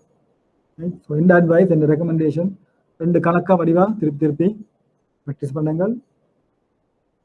URC இன்கோடர்ம்ஸை வடிவாக பார்த்துக்கொள்ளுங்கள். UCP ஆர்டிகல்ஸை முடிஞ்ச வரைக்கும் மேலோட்டமாக ஆர்டிகல்ஸ் எல்லாம் நீங்கள் மனப்பாடம் செய்ய வேண்டிய அவசியம் இல்லை. கூறப்பட்ட எண்ணக்கரு கன்செப்டை வடிவாக விளங்கிக்கும். அதை விட மாதிரி ஜென்ரல் ஏரியாஸ் சொன்னேன். Right, types of guarantees, shipping guarantee, types of LCs,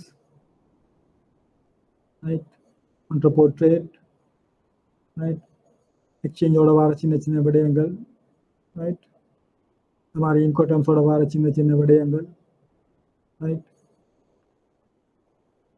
மற்றது சில ஆர்கனைசேஷன்ஸ் நான் சொன்னேன், world bank, IMF, ICC, right.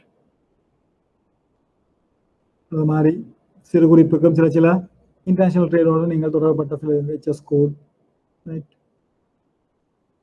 Documents, different types of documents used in international trade, risks in international trade. இந்த மாதிரி ஜென்ரலாக நீங்கள் படித்து எழுதக்கூடிய கேள்விகளும் கணக்க இருக்கு. ஸோ முடிஞ்ச வரைக்கும் ஈஸியான பகுதிகளை தெரிந்தெடுத்து அதை வடிவாக படிச்சிங்கண்டா இன்டர்நேஷனல் ட்ரேடை பாஸ் பண்ணு. இன்டர்நேஷனல் ட்ரேட் தொடர்பாக அறிவை பெறுறதுக்கு நீங்கள் கட்டாயம் ஒரு இன்டர்நேஷனல் ட்ரேடில் இம்போர்ட் எக்ஸ்போர்ட் டிபார்ட்மெண்ட் ஒர்க் பண்ணாதான் உங்களுக்கு இதில் வர ப்ராக்டிக்கல் இஷ்யூஸ், இந்த விதிகளின் பிரயோகத்தை நீங்கள் வடிவாக வைத்து கொள்ளலாம். ஸோ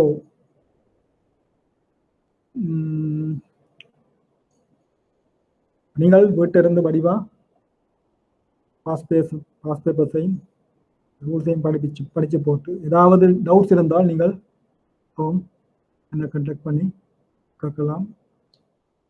அந்த மாதிரி கணக்கில் செஞ்சு போட்டு எனக்கு அனுப்பி விடுங்க, நான் பார்த்து போட்டு சொல்கிறேன் உங்களுடைய ஆன்சர் சரியா புரியும்.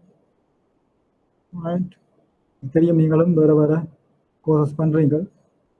ஸோ உங்களுக்கு எல்லாம் படிக்கிறதும் கஷ்டம். ஸோ நான் சொன்ன மாதிரி ஏரியாஸை வடிவாக சூஸ் பண்ணி அதுகளை வடிவாக நீங்கள் படிச்சுக்கின்றாலே போதும். அதனால தான் நான் இந்த URDJ உங்களுக்கு நான் அந்த ஆர்டிகல்ஸை பற்றி கைக்காம விரும்பல. காரணம் நீங்கள் பிறகு குழம்பி போயிருக்கு. ஸோ URDJ மறந்துடுங்க. URDJ 75 மிஞ்சி போனால் ஒரு கேள்வி வரும் உங்களுக்கு MCQ. ரைட், அந்த ஒரு கேள்விக்காக நீங்கள் அந்த எல்லா ஆர்டிகல்ஸையும் படிக்கிறதுல யோசனையும் இல்லை. சரியா? அதால் நான் சொன்ன மாதிரி படிச்சீங்கன்னா ஈஸியாக உங்களுக்கு எக்ஸாம் பாஸ் பண்ணும். So wish you all the very best. Thank you.